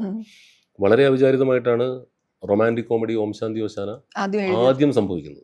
അപ്പൊ അതിലെ ചില ഹ്യൂമറിനൊക്കെ ആളുകൾ ചിരിച്ചപ്പം എനിക്ക് മനസ്സിലായി എൻ്റെ ഹ്യൂമർ ഡയലോഗ്സ് ചിലപ്പം വർക്കാവാൻ ചാൻസ് ഉണ്ട് ഫ്യൂച്ചറിൽ. അങ്ങനെ ഒരു ഹ്യൂമർ മീറ്റർ എനിക്കുണ്ടെന്ന് ഞാൻ അന്നാണ് തിരിച്ചറിയുന്നത്. കാരണം സ്ക്രിപ്റ്റ് വായിച്ചപ്പോൾ ആളുകൾ ചിരിച്ചു, ഈ ഹ്യൂമർ കൊള്ളാം, അത് കൊള്ളാം എന്നൊക്കെ പറഞ്ഞു. അപ്പൊ എനിക്ക് മനസ്സിലായി ഒരു അത്യാവശ്യം നർമ്മം എഴുതാൻ കഴിയുന്ന ഒരു എഴുത്തുകാരൻ എൻ്റെ ഉള്ളിലുണ്ട്. അപ്പോൾ അതിന്റെ ബലത്തിലാണ് ഇതെല്ലാം ചെയ്തത്. പക്ഷെ അതിന്റെ ബലത്തിലാണ് ആട് മണ്ണ് ചെയ്തത്. അത് തിയേറ്ററിൽ പൊട്ടിപ്പോയി. അപ്പൊ ഞാൻ ഞെട്ടി, ദൈവം ഹ്യൂമർ വർക്കാവില്ലേ? പക്ഷെ ഓംശാന്തി ഓശാനിലെ ഹ്യൂമർ അല്ലല്ലോ ആടിന്റെ ഹ്യൂമർ, കുറച്ചുകൂടെ ലെവൽ കൂടി ഹ്യൂമറാണ്, സ്ലാപ്സ്റ്റിക് അല്ലേ. മറ്റത് റോം കോം ആയിരുന്നു, ഇത് ഭയങ്കര സിറ്റുവേഷണൽ ഹ്യൂമർ, സ്ലാപ്സ്റ്റിക് ഹ്യൂമർ വന്നപ്പോൾ അപ്പൊ എനിക്ക് മനസ്സിലായി ആട് പൊട്ടിയപ്പോൾ എന്നാ ഇനി എന്നെ കൊണ്ട് ഹ്യൂമർ എഴുതാൻ പറ്റില്ല, കാരണം പ്രേക്ഷകർ തിരസ്കരിച്ചല്ലോ. അങ്ങനെയാണ് നമ്മൾ വീണ്ടും ഫീൽ ഗുഡ് ഹ്യൂമറായ ആൻമരിയിലേക്ക് പോകുന്നത്. പക്ഷെ ആട് തിരിച്ചു വന്നപ്പോഴാണ് മനസ്സിലായത് സ്ലാപ്സ്റ്റിക് ഒന്നും കൂടെ ശ്രമിച്ചാൽ വഴങ്ങും. അപ്പം ഇപ്പം ഹ്യൂമർ ഞാൻ അത്ര രസികനായ മനുഷ്യനൊന്നുമല്ല, പക്ഷെ നമ്മൾ നല്ല തമാശകൾക്ക് ചിരിക്കാറുണ്ട്. നല്ല തമാശകൾ വായിക്കുമ്പോൾ ചിരിക്കാറുണ്ട്, കാണുമ്പോൾ ചിരിക്കാറുണ്ട്, ആളുകൾ പറയുമ്പോൾ ചിരിക്കാറുണ്ട്. അപ്പൊ അതൊരു ആസ്വാദകൻ എന്നുള്ള നിലയ്ക്ക് നല്ല തമാശ മനസ്സിലാകുമെന്നുള്ളതായിരിക്കും ചിലപ്പോൾ ഒരു പക്ഷെ തമാശ എഴുതാനുള്ള എൻ്റെ ഒരു ബേസ് ചിലപ്പോൾ അതായിരിക്കും. അല്ല, ഞാൻ ഹ്യൂമർ കോമഡി കാണിച്ച ആളുകളെ ചിരിപ്പിക്കുന്ന ടൈപ്പ് ഓഫ് ആളല്ല. ചിലപ്പോൾ വല്ലപ്പോഴൊക്കെ നല്ല കൗണ്ടേഴ്സ് ഒക്കെ ഞാൻ പറയാറുണ്ട്, എന്നെ സുഹൃത്തുക്കൾ പറയുന്നു. അപ്പൊ അങ്ങനെയാണെങ്കിൽ അല്ലെങ്കിൽ പൊതുവെ സീരിയസ് ആയ ആളാണോ? അല്ല, സംസാരം നോർമലാണ്, പക്ഷെ അങ്ങനെ ഒരുപാട് തമാശകൾ പറയുന്ന ആളായിട്ട് എന്നെ കുറിച്ച് ആരും പറഞ്ഞിട്ടില്ല. അപ്പൊ ഇത് അറിയില്ല. അപ്പം നമ്മൾ നല്ല ആസ്വാദകനായതുകൊണ്ടായിരിക്കാം പറ്റുന്നത്. ഈ ഞാൻ കേട്ടിട്ടുണ്ട്, ഇപ്പൊ രാവിലെ ഒരു പകൽ സമയം മൊത്തം എഴുത്തിന് വേണ്ടി ഇരിക്കുകയായിരുന്നു സിനിമയിലേക്ക് വരുന്നതിന് മുമ്പ്. ഇപ്പോഴും ആ പാറ്റേൺ അങ്ങനെയാണോ?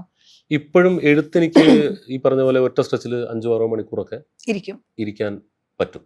പണ്ട് നമുക്ക് ഇരുന്നേ പറ്റുള്ളൂ, കാരണം ഇത് എഴുതി പൂർത്തിയാക്കി രാവിലെ തൊട്ട് വൈകുന്നേരം വരെ ഒരു 9 to 5 ജോബ് പോലെ ഞാനിരുന്ന് എഴുതിയിട്ടുണ്ട്. കാരണം അന്ന് നമുക്ക് കയറാനുള്ള അതിയായ ആഗ്രഹം കൊണ്ട് നമ്മൾ ചിലപ്പോൾ 24 hours എഴുതിയെന്ന് വരും. ഞാൻ മാത്രമല്ല, സിനിമയിൽ കയറാൻ ആഗ്രഹിക്കുന്ന എല്ലാവരും എഫേർട്ട് ഇടും, എഴുത്തുകാരൊക്കെ. ഇപ്പോഴും അതിന്റെ ഒരു തുടർച്ച എനിക്ക് ഒരു 5-6 മണിക്കൂറൊക്കെ ഒറ്റ സ്ട്രെച്ചിൽ ഇരിക്കാൻ പറ്റും.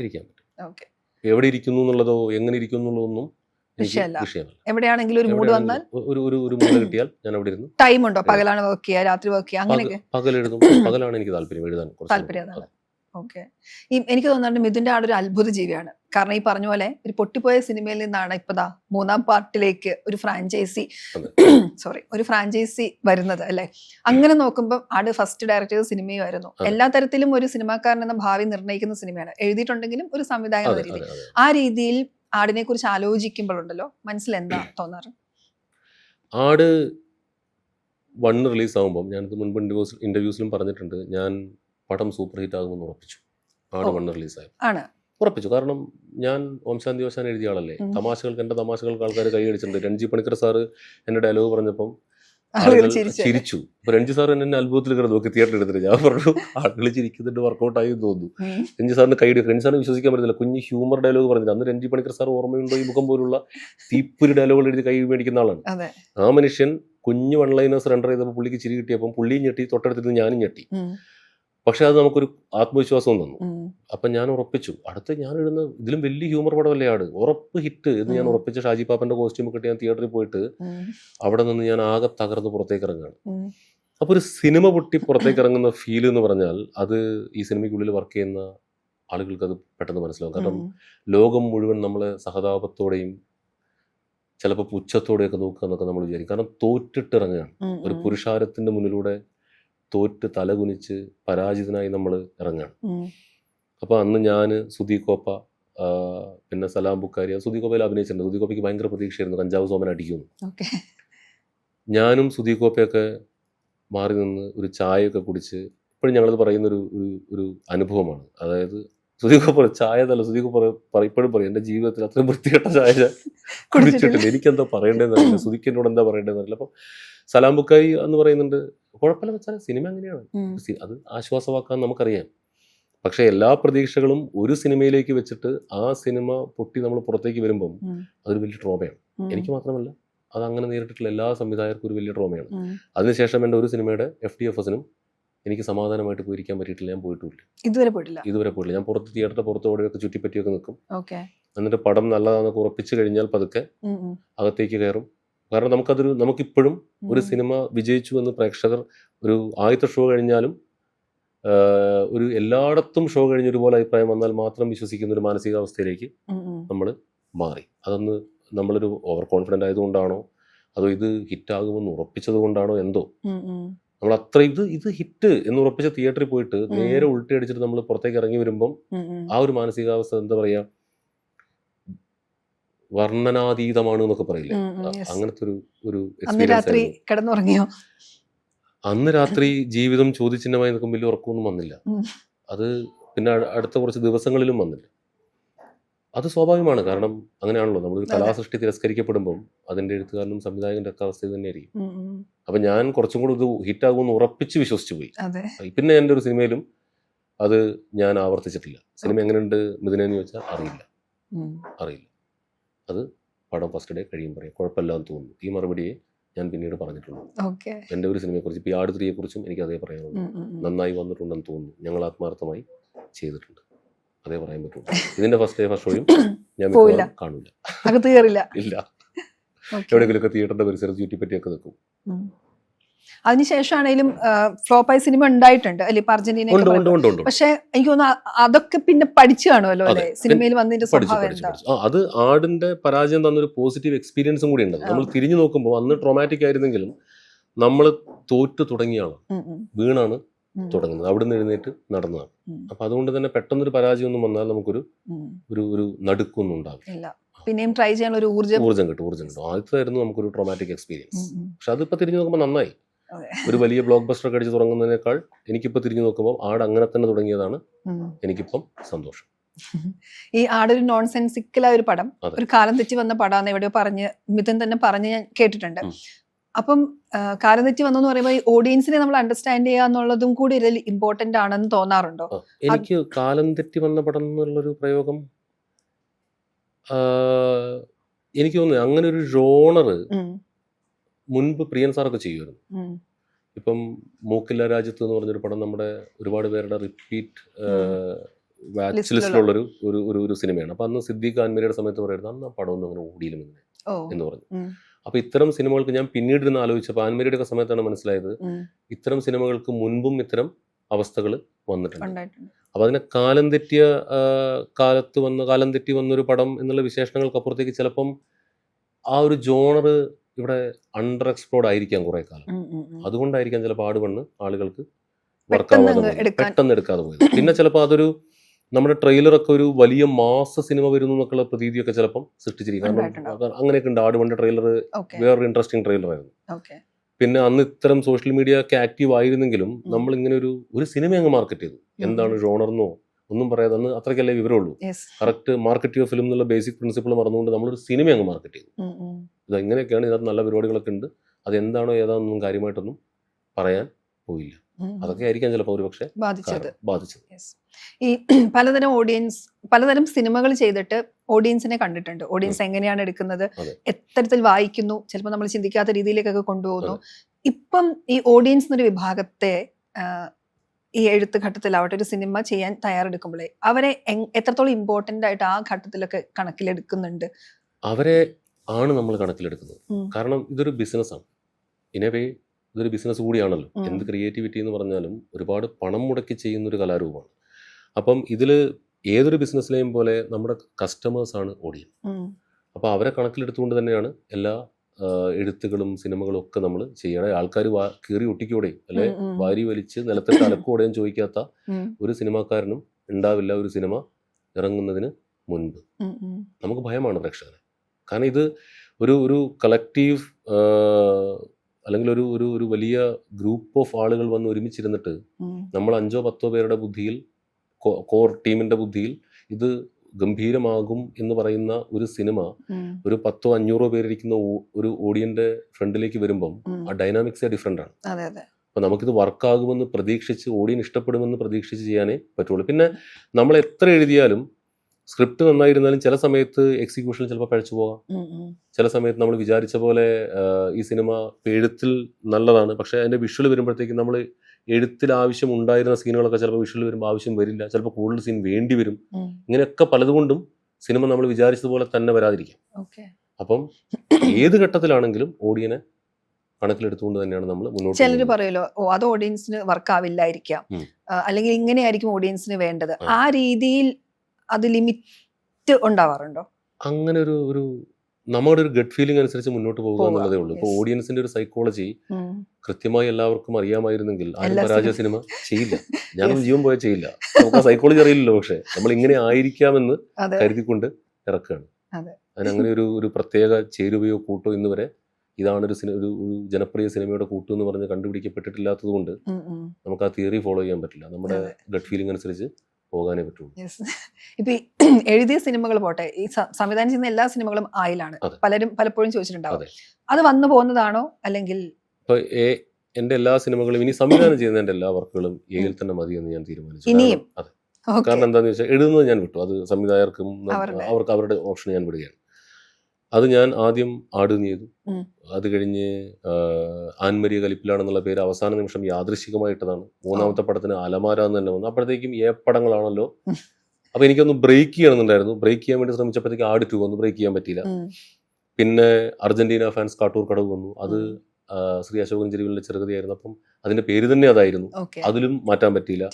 പിന്നെ എന്നാ പിന്നെ 5-ാം പാതിരയിൽ മാറ്റാന്ന് പറഞ്ഞ് കിണഞ്ഞ് പല പല പല പല പല പേരുകളും ആ മാറ്റിക്കൊണ്ട് ലാസ്റ്റ് അവസാന നിമിഷം കിട്ടിയൊരു പേരാണ് 5-ാം പാതിര. അത് എല്ലാവർക്കും ഇഷ്ടപ്പെട്ടു. ഷൂട്ടിന് മുന്നേ തന്നെ കിട്ടിയായിരുന്നു, പേരുകൾ അന്വേഷിച്ച് ലാസ്റ്റ് 5-ാം പാതിര എന്നുള്ള പേര് കിട്ടിയപ്പോൾ അത് മെയിൽ വന്നപ്പോൾ ഞാൻ ഉറപ്പിച്ചു ഇനിയെല്ലാം. അതുകൊണ്ടാണ് ഓസ്ലർ വന്നപ്പം അതിന് തൊട്ട് മേലെ എബ്രഹാമും കൂടെ വെച്ചത്. അതുപോലെ എനിക്ക് മിഥുനെ കാണുമ്പോൾ ചോദിക്കാൻ വെച്ചൊരു ചോദ്യമാണ്, ഈ മിഥുന്റെ മോണോലോഗ്സ് ഉണ്ടല്ലോ, അതിപ്പം നമ്മളുടെ ടർബോയില് എഴുതിയ സിനിമയാണ്. മമ്മൂട്ടി പറയുന്നതുണ്ടല്ലോ, മലയിടിഞ്ഞ് വന്ന്. അതുപോലെ ആൻമരിയ കലിപ്പിലാണ്, അത് ഭയങ്കരമായിട്ട് സംസാരിക്കപ്പെട്ടുള്ളതാണ്. സിദ്ദിഖ് ചെയ്യുന്നത്, ഇന്ദ്രൻസ് ചെയ്യുന്നത്. ഈ മോണോലോഗ്സ് എഴുതിയിട്ട് മിഥുന്റെ മനസ്സിലൊരു മീറ്റർ ഉണ്ടാവുമല്ലോ. ഇപ്പം ടർബോ തന്നെ എടുക്കുകയാണെങ്കിൽ മമ്മൂക്കിന്റെ അടുത്ത് എങ്ങനെ ചെയ്യണം എന്നായിരുന്നു പറഞ്ഞത്, അതോ പുള്ളിയായിട്ട് ചെയ്ത് അത് നിങ്ങൾ അങ്ങോട്ടും ഇങ്ങോട്ടും ഡിസ്കസ് ചെയ്ത ഒരു ഫോർമാറ്റിന് ഉണ്ടാക്കിയതാണോ? അല്ല, അത് വൈശാഖേട്ടനാണല്ലോ ഡയറക്ടർ. ഞാൻ അത്രയും ഇത് എഴുതി വായിക്കുമ്പോൾ തന്നെ ഇത് ആർട്ടിസ്റ്റിന് ഇപ്പൊ നമുക്ക് പോലത്തെ സീനിയർ ആക്ടർക്കൊക്കെ നമ്മൾ എഴുതി കൊടുക്കുമ്പോൾ തന്നെ അതിന്റെ ഒരു മീറ്റർ റെൻഡറിങ് ഒക്കെ പുള്ളി മുമ്പ് ഇതുപോലെ നിരവധി മോണോലോഗുകൾ പറഞ്ഞിട്ടുണ്ട്. ഇപ്പൊ സിദ്ദിഖ ആ സാധനം പറയുമ്പോൾ സിദ്ദിഖയ്ക്ക് അറിയാതെ പെരുങ്കുടി ബേബി എന്താണ് പറയാൻ പോകുന്നത് എന്നുള്ളത് പുള്ളിക്കറിയാം. പുള്ളി അത് പ്രാക്ടീസ് ചെയ്ത് റിഹേഴ്സ് ചെയ്ത് വന്നാണ് ചെയ്തത്. ഇന്ദ്രൻസേട്ടൻ ഇതെങ്ങനെയാണ് പറയേണ്ടതെന്ന് ചോദിക്കുമ്പോൾ ചുറ്റി കൊണ്ട് തലക്കടിക്കുമെന്നൊക്കെ നമ്മൾ വളരെ കാഷ്വലായിട്ട് നമ്മളത് പറഞ്ഞു കൊടുക്കും. അപ്പോൾ ഞാൻ ഇങ്ങനെയാണ് ഉദ്ദേശിക്കുന്നത് എന്ന് ജസ്റ്റ് ഒന്ന് പറഞ്ഞു കൊടുക്കും, അത്രേ ഉള്ളൂ. പിന്നെ അവരത് കൺസീവ് ചെയ്ത് അവരത് ഗംഭീരമായി റെൻഡർ ചെയ്യാൻ കപ്പാസിറ്റി ഉള്ള ആളുകൾക്ക് നമ്മൾ അത്തരം മോണോലോഗുകൾ നമ്മൾ കൊടുക്കും. അങ്ങനെ കൊടുത്തിട്ട് കാര്യമുള്ളൂ, അല്ലെങ്കിൽ ചിരിക്കും. യെസ്, അതെ. ഇവർ പെർഫോം ചെയ്ത് കണ്ടപ്പോഴേ ടോബോയിൽ ഇപ്പോൾ ആ സീനാവട്ടെ, സിദ്ദിഖിന്റെ എന്താ റൈറ്റർ എന്നുള്ള രീതിയിൽ ഇതിനെ എഴുതി വെച്ചത് ആ ഇമോഷൻ ഉൾക്കൊണ്ട് അങ്ങനെ പെർഫോം ചെയ്യാണ് ഗംഭീരമായിട്ട്. അപ്പോഴത്തെ ഒരു ഇമോഷൻ എന്തായിരുന്നു? നമുക്ക് ഭയങ്കര നമ്മൾ മനസ്സിൽ നമ്മൾ എഴുതുമ്പം അതൊരു 1000 വട്ടം നമ്മൾ കാണും. അത് ആർട്ടിസ്റ്റിന് മുഖം ഉണ്ടാവില്ല എന്നേ ഉള്ളൂ. ചിലപ്പോൾ അവർക്ക് നമ്മുടെ ശബ്ദമൊക്കെ ആയിരിക്കും, രൂപം ഉണ്ടാവില്ല. അപ്പം നമ്മുടെ മനസ്സിൽ അത് ഓൾറെഡി സംഭവിച്ചു കഴിയും. അപ്പം നമ്മൾ പറയുമല്ലോ, നമ്മളിങ്ങനെ പറഞ്ഞത് കൊള്ളാം, ഈ ഡയലോഗ് കൊള്ളാം ഒന്ന് പറഞ്ഞു നോക്കും, നമ്മൾ തന്നെ ഒന്ന് പറഞ്ഞു നോക്കും, ഇത് നന്നായി വരാൻ സാധ്യതയുള്ള ഒരു ഡയലോഗാണ്. പിന്നെ അത് ഒരു ആർട്ടിസ്റ്റ് അവരുടെ രീതിയിലേക്ക് മാറ്റുമ്പോൾ ചിലപ്പോൾ നമ്മൾ വിചാരിക്കുന്നതിൻ്റെ മുകളിലേക്ക് പോകും. ഇപ്പം സിദ്ദിഖ, മമ്മൂക്ക, ഇന്ദ്രസേട്ടനൊക്കെ പറയുന്നത് നമുക്കറിയാം, അവരത് പുൾ ഓഫ് ചെയ്തിരിക്കും. അത് നമ്മുടെ മനസ്സിൽ നമ്മളത് കണ്ടു കഴിഞ്ഞു. നമുക്കറിയാലോ അവർ അത് ഗംഭീരമായി ചെയ്യാൻ പോകുന്നത് ഇങ്ങനെ ആയിരിക്കുമെന്ന് നമുക്കറിയാം. അപ്പൊ അതിനകത്ത് ഇങ്ങനെ നോ സർപ്രൈസസ് നോ സർപ്രൈസസ്. അതുകൊണ്ടാണല്ലോ നമ്മൾ അവർക്ക് ആ ഡയലോഗ് കൊടുക്കുന്നത്. അതെ, എന്നാലും ചിലപ്പോൾ നമ്മളെക്കാൾ പ്രതീക്ഷിക്കുന്നതിനൊക്കെ മുകളിലെത്തിയോ അങ്ങനത്തെ സിറ്റുവേഷൻ ഉണ്ടായിട്ടുണ്ടോന്ന്? ഇല്ല, കാരണം ഇത് നമ്മൾ കണ്ടു കഴിഞ്ഞു. ഇത് തന്നെ പ്രതീക്ഷിച്ചിട്ടുണ്ട്, മിനിമം ഇത് തന്നെ പ്രതീക്ഷിച്ചിട്ടുണ്ട്. ഓക്കെ. ഈ ഓസ്ലറിന്റെ സമയത്ത് നമ്മൾ സംസാരിക്കുമ്പോൾ പറഞ്ഞിട്ടുണ്ട്, ജഗദീഷേട്ടനാണ് തോന്നുന്നു ഹിന്റ് ചെയ്ത് വിട്ടത്, ഒരു മമ്മൂക്ക മോഹൻലാൽ പടം മിഥുന് വേണമെങ്കിൽ മൗണ്ട് ചെയ്യാം എന്ത്. അത്തരം ആലോചനകൾ ആ സമയത്തൊക്കെ വെറുതെ ഇങ്ങനെ മമ്മൂക്കായിട്ടിരുന്നിട്ട് വെറുതെ ഇങ്ങനെ കഥകളൊക്കെ വെറുതെ ഇങ്ങനെ ചർച്ച ചെയ്യും. പുള്ളി കഥകൾ കേൾക്കാൻ ഇഷ്ടമുള്ള ആളാണ്. അപ്പൊ ഇങ്ങനെ ചർച്ച ചെയ്യുമ്പോഴത്തേക്കും ഇങ്ങനെ പല ക്രൈസി തോട്ടുകളും വരും. ഇതൊന്നും സിനിമയായിക്കൊള്ളണമെന്നില്ല. അപ്പൊ നമ്മളിങ്ങനെ പലതും ആലോചിക്കും, അതൊക്കെ ഇതൊക്കെ എന്നൊക്കെ പറയുന്ന ആൾ എഴുന്നേൽക്കുമ്പോൾ ആ തോട്ട് ഉണ്ടാവണമെന്നില്ല. അല്ലെങ്കിൽ ചിലപ്പോൾ നമ്മൾ അതിന്റെ പിന്നാലെയുള്ള യാത്ര ചിലപ്പോൾ നമ്മൾ തുടരില്ല. അപ്പൊ അങ്ങനെ വന്ന പല ആലോചനകളിൽ ഒന്നാണ് അതൊക്കെ. അന്ന് അങ്ങനെ വെറുതെ പറഞ്ഞപ്പോൾ നന്നായിരിക്കും എന്നൊക്കെ നമ്മൾ വെറുതെ പറയില്ലേ, അങ്ങനെ വന്നൊരു സിനിമയാണല്ലോ. അത് ജഗദീഷ് ചേട്ടൻ അങ്ങനെ ഒരു സാധനം വന്നാൽ എങ്ങനെയുണ്ടോ എന്ന് വെച്ചാൽ ജഗദീഷ് ചേട്ടൻ ചിലപ്പോൾ ഓവർ എക്സൈറ്റഡ് ആയിട്ട് പറഞ്ഞതായിരിക്കാം. ആലോചനകളൊക്കെ ഉണ്ടായിരുന്നു. ഐ മീൻ വെറുതെ റാൻഡം കാഷ്വൽ ഡിസ്കഷൻസ്. അതിപ്പോഴും നമ്മൾ ആർട്ടിസ്റ്റുകളുടെ കൂടെയും എല്ലാവരുടെ കൂടെ ടെക്നീഷ്യന്മാരുടെ കൂടെ ഒക്കെ നമ്മൾ ചെയ്യാറുണ്ട്. അതിൽ കേൾക്കുന്ന ഒരാൾക്ക് ആ തോട്ട് ഇഷ്ടപ്പെട്ട് കഴിഞ്ഞാൽ അവർ ചിലപ്പോൾ എക്സൈറ്റഡ് ആയിട്ട് പറയും. പക്ഷെ അതൊരിക്കലും ചിലപ്പോൾ നമ്മൾ പെർസ്യൂ ചെയ്താൽ ചിലപ്പോൾ സിനിമ തന്നെ ആയിക്കൊള്ളണമെന്നില്ല. എൻ്റെ അനുഭവത്തിൽ ഞാൻ ഏറ്റവും പ്രിയപ്പെട്ടതായി കൊണ്ടുനടന്ന 2 കഥകൾ, അത് വെച്ച് സിനിമയിൽ കയറണമെന്ന് ഞാൻ ആഗ്രഹിച്ചൊരു പൊളിറ്റിക്കൽ ത്രില്ലറും മറ്റൊരു ത്രില്ലറും, ഇത് രണ്ടും എനിക്ക് ചെയ്യാൻ പറ്റിയില്ല, ഇതുവരെ ചെയ്തിട്ടില്ല. പിന്നെ കാലഹരണപ്പെട്ടു പോയി. പിന്നെ ചെയ്തത് ഓം ശാന്തി ഓശാനയാണ് ആദ്യം വന്നത്. അപ്പോൾ ആലോചിച്ചു, നമ്മളിങ്ങനെ പല ക്രൈസി ഐഡിയാസിന്റെ പുറകെയും പോകും. സിനിമയാക്കാൻ പറ്റുക എന്നുള്ളതല്ലേ? അതെ, അത് സിനിമയാവുക എന്നുള്ളതാണ് അതിൽ പ്രധാനപ്പെട്ട കാര്യം. ചിലത് സംഭവിക്കും, ചിലത് സംഭവിക്കത്തില്ല, ചിലത് ഐഡിയകളായി തന്നെ അവസാനിക്കും. ഞാൻ പണ്ട് പറഞ്ഞിട്ടുണ്ടല്ലോ, വായനയാണ് ഒരു അതെ, സിനിമാക്കാരൻ അതെ. എന്ന രീതിയിലും കിട്ടിയ ഒരു അല്ലെ, അതിപ്പോഴും സീരിയസ് ആയി വായിക്കാറുണ്ടോ, സമയം കണ്ടെത്താറുണ്ടോ? ഇപ്പൊ വായന അത്യാവശ്യം കുറഞ്ഞു ഉം. എന്നാണ് ഇപ്പൊ എനിക്ക് തോന്നുന്നത്. ഞാൻ എന്നിട്ട് അതൊന്ന് റീസ്റ്റാർട്ട് ചെയ്യണം എന്നൊക്കെ വിചാരിച്ചിട്ട് ഞാൻ 1-2 പുസ്തകങ്ങളൊക്കെ മേടിച്ചു. ആ പുസ്തകങ്ങൾ ഇപ്പോഴും അവിടെ തന്നെ 10 പേജ് 15 പേജ് വായിച്ചിട്ട് ഇരിക്കുന്നുണ്ട്. ഇനി ഒന്ന് വായനയിലേക്ക് മടങ്ങണം, ഒന്ന് റീഡിങ് തിരിച്ചെത്തണം, ഒന്ന് റിഫ്രഷ് ചെയ്യേണ്ട സമയമായി. ഓക്കെ. ഈ ഒരു സിനിമയുടെ എഴുത്തിന് ഇരിക്കുന്നതിന് മുമ്പേ ഒന്ന് റിഫ്രഷ് ചെയ്യാൻ എന്തായിരിക്കും ചെയ്യാം? ചിലർ പറയുമല്ലോ ഒരു 20 പേജ് വായിച്ചിട്ടൊക്കെ ആയിരിക്കും എന്നൊക്കെ പറഞ്ഞു കേട്ടിട്ടുണ്ട്. അങ്ങനത്തെ ടെക്നിക്കുകളൊന്നും ഇതുവരെ ഇല്ല. അങ്ങനെ ഒരു ഞാൻ പറഞ്ഞു, അങ്ങനെ ഒരു ഒറിജിനൽ റൈറ്റർ ഒന്നുമല്ല. ഞാൻ ചെറുപ്പത്തിലെ എഴുത്തിൽ അപാരമായ കഴിവ് പ്രകടിപ്പിച്ച, എഴുതി ഒരു ഡിഗ്രി അങ്ങനെ ഉണ്ടല്ലോ, ഒറിജിനൽ റൈറ്റേഴ്സ് അങ്ങനെ വരുമല്ലോ. ചെറുകഥകൾ എഴുതി, ചിലപ്പോൾ നോവലുകൾ എഴുതി, തിരക്കഥകൾ എഴുതി, അങ്ങനെ വന്ന ഒരു ആളെയല്ല ഞാൻ. പ്രാസംഗികനായിരുന്നു. പിന്നെ എഴുത്തിലേക്ക് നമ്മൾ സിനിമ അത്രമേൽ ഇഷ്ടപ്പെട്ടത് കൊണ്ടും തിരക്കഥ എഴുതാനുള്ള ഒരു ടെക്നിക്ക് പിടുത്തം കിട്ടിയെന്ന് തോന്നിയത് കൊണ്ടും ശ്രമിച്ചു തുടങ്ങിയതാണ്. അല്ലാതെ ഞാൻ ഒരു ചെറുകഥ പോലും അതിഗംഭീരമായി എഴുതിയിട്ടുള്ള, കൈയടി മേടിച്ചിട്ടുള്ള ഒരാളല്ല. സോ അങ്ങനെ എഴുത്തിന് എനിക്ക് അങ്ങനെ പ്രത്യേകിച്ചൊരു പ്രിപ്പറേഷൻസ് ഒന്നുമില്ല. ഈ പൊളിറ്റിക്കൽ ത്രില്ലർ ആദ്യം എഴുതി എന്ന് പറഞ്ഞപ്പോഴാണ്, ത്രില്ലേഴ്സ് നമ്മൾ ഒരു ത്രില്ലർ കാണുമ്പോൾ, പൊളിറ്റിക്കൽ എന്നല്ല ഉദ്ദേശിച്ചത്, ക്രൈം ത്രില്ലർ കാണുമ്പോൾ ഈ പറഞ്ഞ പോലെ ഇങ്ങനത്തെ വേറെ സിനിമ വന്നിട്ടുണ്ടോ എന്നൊക്കെ നമ്മൾ ആലോചിക്കാറുണ്ട്. മലയാളത്തിൽ ത്രില്ലർ ചെയ്യുമ്പോൾ ഇപ്പോഴും അങ്ങനെ ഒരു മുൻധാരണ ആളുകൾക്കുണ്ടെന്ന് തോന്നാറുണ്ടോ? എന്നോട് 5-ാം പാതിര കഴിഞ്ഞപ്പോൾ ഒരുപാട് പേര് ചോദിച്ചിട്ടുണ്ട്. അതാ പറഞ്ഞേ, ചോദിച്ചിട്ടുണ്ട്. ഓരോ ത്രില്ലറുകൾ വരുമ്പോഴും ചോദിക്കും. അബ്രഹാം ഹോസ്ലർ വരുമ്പോൾ ചോദിക്കും, ഗരുഡൻ വരുമ്പോൾ ചോദിക്കും. അപ്പം ത്രില്ലർ എന്തോ നമുക്ക് സ്വന്തമായി ചെയ്യാൻ പറ്റാത്തതാണ് എന്ന മുൻധാരണ ആളുകൾക്കുണ്ടെന്ന് തോന്നുന്നു. എനിക്കറിയില്ല, ഞാൻ അതിനെ പറ്റി ബോധേഡല്ല. പിന്നെ അങ്ങനെ നമ്മൾ ഇതിനു മുൻപ് കണ്ടിട്ടുള്ള എല്ലാ സിനിമകളിലും നമ്മളെ പ്രചോദിപ്പിക്കും. നമ്മൾ അറിഞ്ഞോ അറിയാതെയോ പലതും കയറി വരും. ചിലപ്പോൾ നമ്മളത് ബോധപൂർവ്വം ഇടുന്നത് പോലും ആയിരിക്കും. ആ ഒരു സാധനം, ആ ഒരു തിയറിയിൽ വിശ്വസിക്കുന്ന ഒരാളാണ്. ഈ ഒരു കഥ എഴുതാനിരിക്കുന്നത് ആദ്യം മുതൽ അവസാനം വരെ മനസ്സിൽ രൂപപ്പെട്ട ശേഷമാണോ? ചിലര് എഴുത്തിനൊപ്പം വികസിക്കുക എന്ന് പറയുമല്ലോ, എഴുതി വന്നപ്പോൾ ഇതുണ്ടായി, അങ്ങനെയാണോ? ഞാൻ ആദ്യം പറഞ്ഞ ആളാണ്. ഒരു കഥ മൊത്തം ആലോചിച്ച് മനസ്സിൽ അതിന്റെ ഒരു കഥ മൊത്തം രൂപപ്പെട്ടതിന് ശേഷം തിരക്കഥ എഴുതാനിരിക്കുന്ന ആളാണ്. അല്ലെങ്കിൽ സ്റ്റക്കായി പോകും. എനിക്ക് റൈറ്റേഴ്സ് ബ്ലോക്ക് വരും, ഞാൻ സ്റ്റക്കാവും. അപ്പൊ ഞാനതിന് ശ്രമിച്ചിട്ടുണ്ട്. അങ്ങനെ പൂർത്തിയാവാത്ത കുറച്ച് വൺലൈനുകൾ എൻ്റെ അടുത്തിരിപ്പുണ്ട്. കാരണം ഞാൻ വെറുതെ റാൻഡംലി എഴുതി തുടങ്ങിയതാണ്. Let's go along with the flow എന്ന് പറഞ്ഞ് തുടങ്ങിയിട്ട് ഫ്ലോ എങ്ങോട്ടും പോയില്ല, അവിടെ സ്റ്റക്കായി തട്ടിത്തറഞ്ഞു നിന്നു. അപ്പൊ എനിക്ക് മനസ്സിലായി, ആലോചിച്ച് പൂർത്തിയാക്കിയതിന് ശേഷം മാത്രം ക്ലൈമാക്സ് അടക്കം പകുതിക്ക് തന്നെ സ്റ്റക്കായി. വന്ന ശേഷമാണ് എഴുതാറ്. ഇടയ്ക്കുള്ള ഗ്യാപ്പുകളൊക്കെ നമുക്ക് ഫില്ല് ചെയ്ത് പോവാം. പക്ഷെ മേജർ ഇവന്റുകളും അവസാനം എന്തായിരിക്കണം എന്നുള്ളതും രൂപം ഉണ്ടാവും. എന്നാലും എനിക്ക് എഴുതാൻ ധൈര്യം, എന്നാലും എനിക്ക് ഫ്ലോ കിട്ടുള്ളൂ, ഞാൻ സ്റ്റക്കാവും. ഓക്കെ. ഈ ഓം ശാന്തി ഓശാന കണ്ടപ്പോൾ ഒരു അത്ഭുതം, ഒരു പെൺകുട്ടിയുടെ മാനസിക വ്യാപാരങ്ങളാണ്. അത് നിങ്ങൾ എങ്ങനെ ചെയ്യുന്നു എന്നുള്ള തോട്ടുകളൊക്കെ നമുക്ക് അന്ന് തോന്നിയിട്ടുണ്ട്.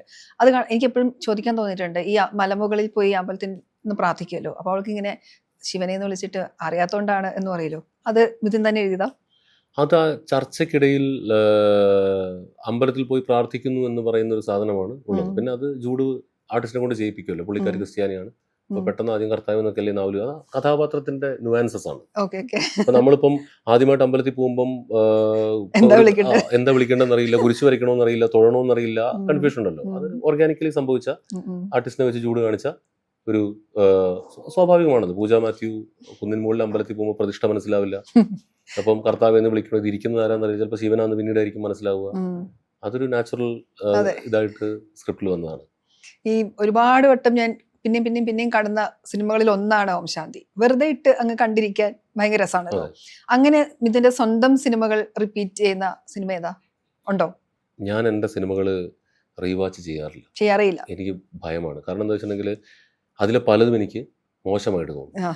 സ്വാഭാവികം. നമുക്ക് ചെയ്ത വർക്കിനോട് നമുക്ക് തൃപ്തി വരും. ഈവൻ 5-ാം പാതിര പോലും ഞാൻ, അല്ലെ ആട് 2 പോലും ഞാൻ കാണാറില്ല. വല്ല ക്ലിപ്പിംഗ്സ് ഒക്കെ റാൻഡംലി വരുമ്പോൾ നോക്കാന്നുള്ളതല്ലാതെ, കാരണം എനിക്കതിൽ ഇങ്ങനെ പോരായ്മകൾ തോന്നിക്കൊണ്ടേയിരിക്കും. അപ്പൊ ഞാൻ അങ്ങനെ എന്റെ സിനിമകൾ കാണാറില്ല.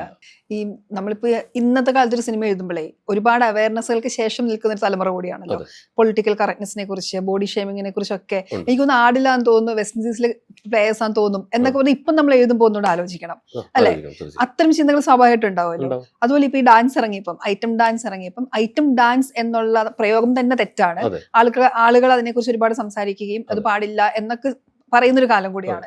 അപ്പം അങ്ങനെ ഒരു പ്രേക്ഷകരിലേക്ക് കൂടിയാണ് ആ ഡാൻസ് കൊടുക്കുന്നത്. അപ്പൊ ഇത്തരം ചിന്തകൾ ഉണ്ടായിരുന്നു. ഞാൻ എപ്പോഴും ഡാൻസ് എന്ന് തന്നെയാണ് പറയാറ്. അപ്പൊ ആട് 2-ലും നമുക്ക് ഡാൻസ് ഉണ്ടായിരുന്നു. അപ്പോൾ ഒരു നല്ല പാട്ടും ഒരു എൻ്റർടൈൻമെൻറ്റും പ്രൊവൈഡ് ചെയ്യുക എന്നുള്ളതാണ് ആടിലെ ഈ ഇത്തരം ഡാൻസുകളും കൊണ്ട് ഉദ്ദേശിക്കുന്നത്. ഇപ്രാവശ്യം ഞാൻ ഡിമാൻഡ് ചെയ്തത് എനിക്ക് നന്നായി ഡാൻസ് കളിക്കാൻ അറിയാവുന്ന ഒരാളെ തരിക.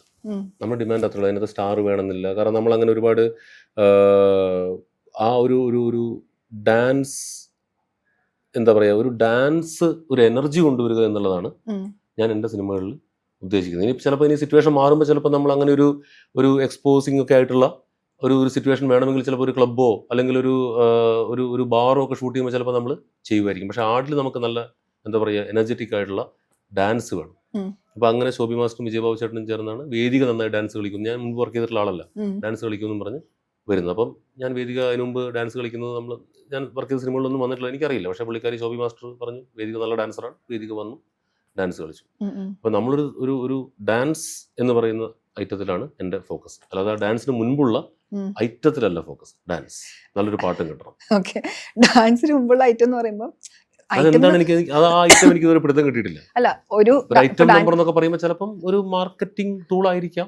നമ്മളൊരു ഒബ്ജക്ടിഫൈ ചെയ്ത് അതിലെ ഷോട്ടുകൾ അടക്കം അങ്ങനെ ഫീൽ ചെയ്യുന്നോണ്ടാണല്ലോ ഒരു ഐറ്റമായി ഉപയോഗിക്കുന്നു എന്ന് തോന്നുന്നത്. തീർച്ചയായും നമ്മൾ ആർട്ടിസ്റ്റുകൾ എന്ന് പറയുന്ന ആളുകൾ നമ്മളൊരു കൊമേഴ്ഷ്യൽ പ്രൊഡക്റ്റ് ഉപയോഗിക്കുമ്പം അവരെ നമ്മൾ ഐറ്റമായിട്ട് തന്നെ പ്രസന്റ് ചെയ്യും. എന്താ പറയുക, അവരെ കാണാനാണ് പുരുഷ സ്ത്രീ ഭേദമന്യേ കേട്ടോ. ഇപ്പം ഒരു നല്ല കാണാൻ ഭംഗിയുള്ള നല്ല ശരീരമുള്ള ഒരു നായകൻ ഷർട്ട് ഇടാതെ വരുന്നതും നമ്മൾ പ്രേക്ഷകരുടെ ഫ്രണ്ടിലേക്ക് അവർ കാണാൻ ആഗ്രഹിക്കുന്ന ഒരു നായകനെ ഇറക്കുന്നത് അല്ലെങ്കിൽ ഒരു പെൺകുട്ടിയെ അല്ലെങ്കിൽ ഒരു സ്ത്രീയെ ബിക്കിനിയിൽ ഇറക്കുന്നതെല്ലാം ആ സിനിമ ഡിമാൻഡ് ചെയ്യുന്നതിനനുസരിച്ചാണ്. ഇപ്പോൾ ബോണ്ട് ഗേൾസ് എന്ന് പറയുന്ന ഒരു വിഭാഗം തന്നെയുണ്ട്. അത് ഒരു പാരാമീറ്ററാണ്. നല്ല ഒരു ബോണ്ട് ഗേൾ ഒരു ബിക്കിനിയൊക്കെ ഇട്ട് വരിക എന്ന് പറയുന്നത് ഒരു ബോണ്ട് സിനിമ കാണാൻ പോകുന്നവൻ പ്രതീക്ഷിക്കുന്ന ഒന്നാണ്. അതിനകത്ത് ചിലപ്പം ആരിടുന്നു എന്നുള്ളത് മാത്രമേ മാറുള്ളൂ. അപ്പോൾ അത് സിനിമ ഡിമാൻഡ് ചെയ്യുകയാണെങ്കിൽ നമ്മളെല്ലാം എന്താ പറയുക ഒരു കമ്പോളത്തിലെ ഉൽപ്പന്നങ്ങളാണെന്ന് വിശ്വസിക്കുന്ന ഒരാളാണ് എൻ്റർടൈനേഴ്സ്.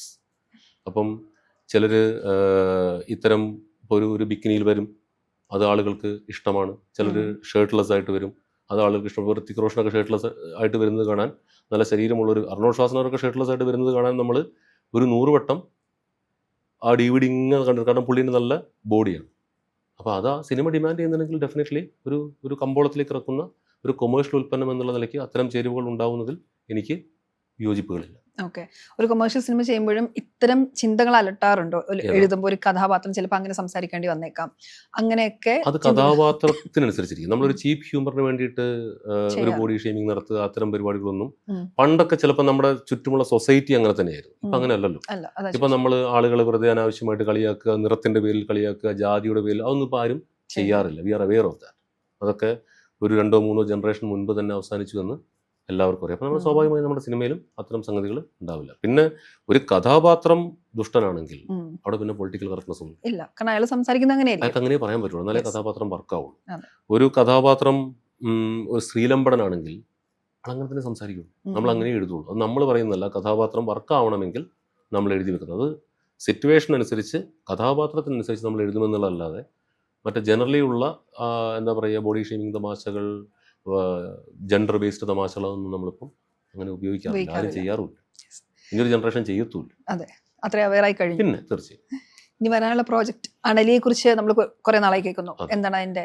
ഹോട്ട്സ്റ്റാറിലാണ് അണലി വരാൻ പോകുന്നത്. അപ്പോൾ അവരുടെ സ്ലേറ്റിംഗ് ആയിട്ടില്ല, ചാർട്ടിംഗ് ആയിട്ടില്ല. അപ്പോൾ ഈ വരും മാസങ്ങളിൽ തന്നെ അതുണ്ടാവും. പിന്നെ ഞാൻ വർക്ക് ഫൈനൽ ഘട്ടത്തിൽ നിൽക്കുന്നു. പിന്നെ ഞാനൊരു സിനിമ നിർമ്മിച്ചിട്ടുണ്ട്, അതിന്റെ വിശേഷങ്ങൾ പുറകെ പറയാം. ഇത് രണ്ടുമാണ് ഇനി വരാനിരിക്കുന്ന. CBI 6 ജോഫിനുമായി ചേർന്ന് മിഥുൻ എഴുതുന്നു എന്ന് കേൾക്കുന്നുണ്ട് എന്ന് ഞാൻ ഇപ്പം ഓൺലൈനിൽ കണ്ടപ്പം അറിഞ്ഞു. ഞാനൊന്ന് ഞെട്ടിയാല് ഞാൻ അതുമായിട്ട് ഒരു ബന്ധമില്ല. ഇല്ല, ചർച്ചകൾ പോലും ഉണ്ടായിട്ടില്ല. പിന്നെ എന്തായിരിക്കും അറിയില്ല. അതിപ്പോ നിഖില വിമൽ ഇതിനകത്ത് ഐറ്റം ഡാൻസ് കളിക്കുന്നുണ്ടെന്ന് പറഞ്ഞ പോലത്തെ ഒരു വാർത്തയാണത്. അപ്പോൾ ജോഫിന് എനിക്ക് അറിയാവുന്ന ആളാണ്, സുഹൃത്താണ്.